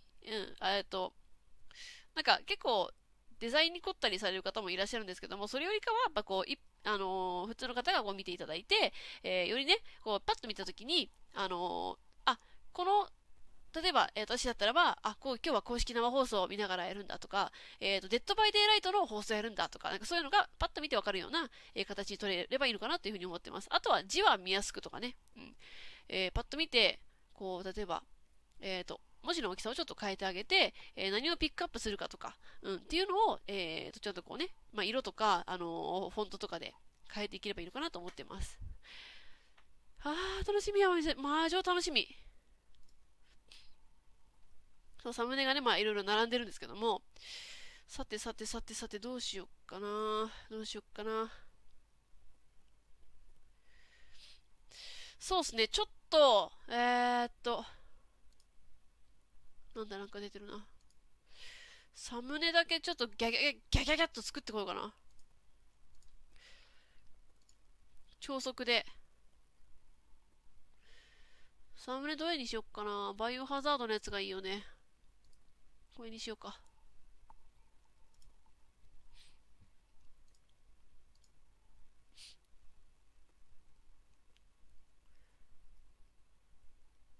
ベルオンはね、あれですね。スティーブですね。ちょっと一瞬だけ皆さんの、コメント読めないんですけど、若干サムネ作っていきます。すぐいきますね。さて、チャンネル登録ありがとう。ちょっと待っててね。作っちゃおうぜ。どれにした？これか。さっきスクショ撮ってきた、デッドバイデイライトの、よいしょ、PTB のやつを入れて、で、すぐ作っちゃうから。もう、ダウンロード。あった。これやね。いやー、見ただけでみなぎるな、割と。これはみなぎる。チャンネル登録ありがとう。どうしよっかな、このぐらいで。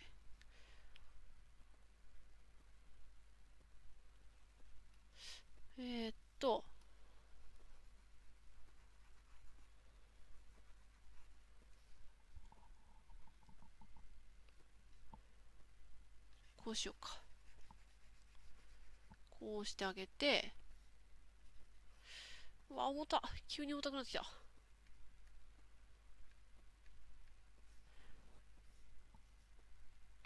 今ご視聴されている方でね、この後 PTB でやっていきます。見るためでご視聴の方はそのままで大丈夫です。見るためでご視聴の方は、見るためでご視聴の方は、よいしょ、こうして。見るためでご視聴の方はそのままで OK で、YouTube でご視聴の方は、そうですね、チャンネル登録、高評価、お済みない方、ぜひぜひよろしくです。っていうのと、あとは、これ右側どこ行った？そっか、後ろ行ったのか、プライオリティ。こっちに行って、で、最速にしよっかな。ちょっと待ってね、すぐ、もう始めるんで。ちょっと今コメント見えてないんですけど、ちなみにどっち使ってほしいとかあります？サバイバーで。多分ね、キラーね、めっちゃ混んでてできないと思うんで、サバイバーあります。で、プレイできる方、一緒にプレイできる方いらっしゃったら、してもらおうかな。じゃあ。っていう感じだね、キラーとね。そうすっか。そうだね、誰かに入ってきてもらって、で、パークとか見ていこう。よいしょ。最速、PTB。生放送。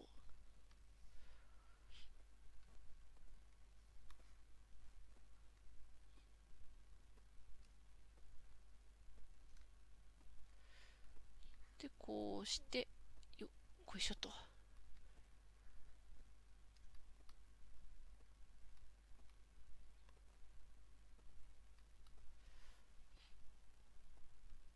よーし。ちょっと待ってね。あと文字の色変えて、青かな。変わってない。ちょっと待ってね。まあ、こんな感じでね。ちょっと画面全然見えてないんですけど、毎回作ってるわけですよ。最速 PTB 生放送。DbD って入れないとわかんないか。DbD のマークをどっかに入れたいな。DbD のマーク、これか。DbD のマークを上に。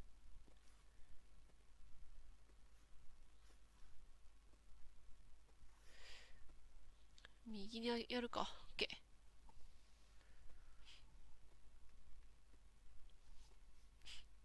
9。よし、できた。できた、できた。どこ行った ?PTB。PTB。PTB。よし、コメント見れる。なんか画面が黒くなってんだけど。なんで何ディスプレイがなんか、ちょっと待って、ディスプレイどうしたちょっと待って、ディスプレイバグってんだけど、マジでディスプレイどうしたマジで。ずっとあれか。触ってなかったからってこと？マジで？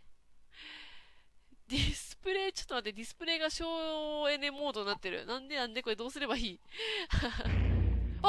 なにちょっと待って、なんか始まってる。ちょっと待って。こうすればいいんか。ディスプレイ省エネモードどうしようかな。ちょっと待って、なんでこうなった？一回オフにして、もう一回オンにすればいいか。始まるか？ディスプレイ省エネモード入っちゃったな。チャンネル登録ありがとう。ちょっと PTB の、よいしょ、サムネ作って。で、よいしょ、皆さん、こちらからいけます。で、今何時だ？ 3 時35分。はい。なんで、じゃあ40分にしようか。もうすぐ始めるんですけども、ぜひよろしければこちらも遊びに来てください。デッドバイデイライト PTB 生放送を行ってまいります。で、枠の方ちょっと URL 載せますね。い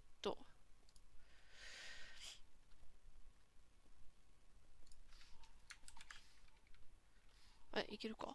飛べる？ OK。URL こちらになります。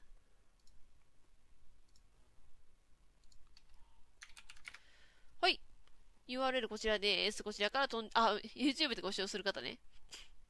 ぜひ見ててください。で、ちょっと一回、ちょっと、テレビ画面が、モニター画面がちょっとバグっちゃってて、ダウンロードまだしてんのか。OK。ダウンロードしてるっぽいので、じゃあダウンロードしてるうちにサムネとかもろもろ変えていきます。で、一回再起動しますね。なんだ。どこ行った？サムネを、うわー、楽しみだな。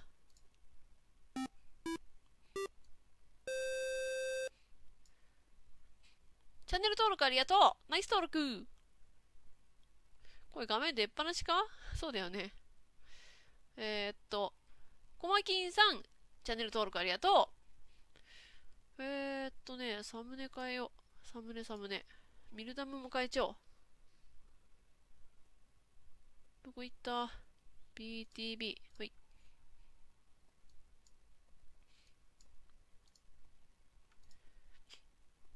PTB のやり方は、Steam 版入ってもらって、Steam 版デッドバイデイライトのみです。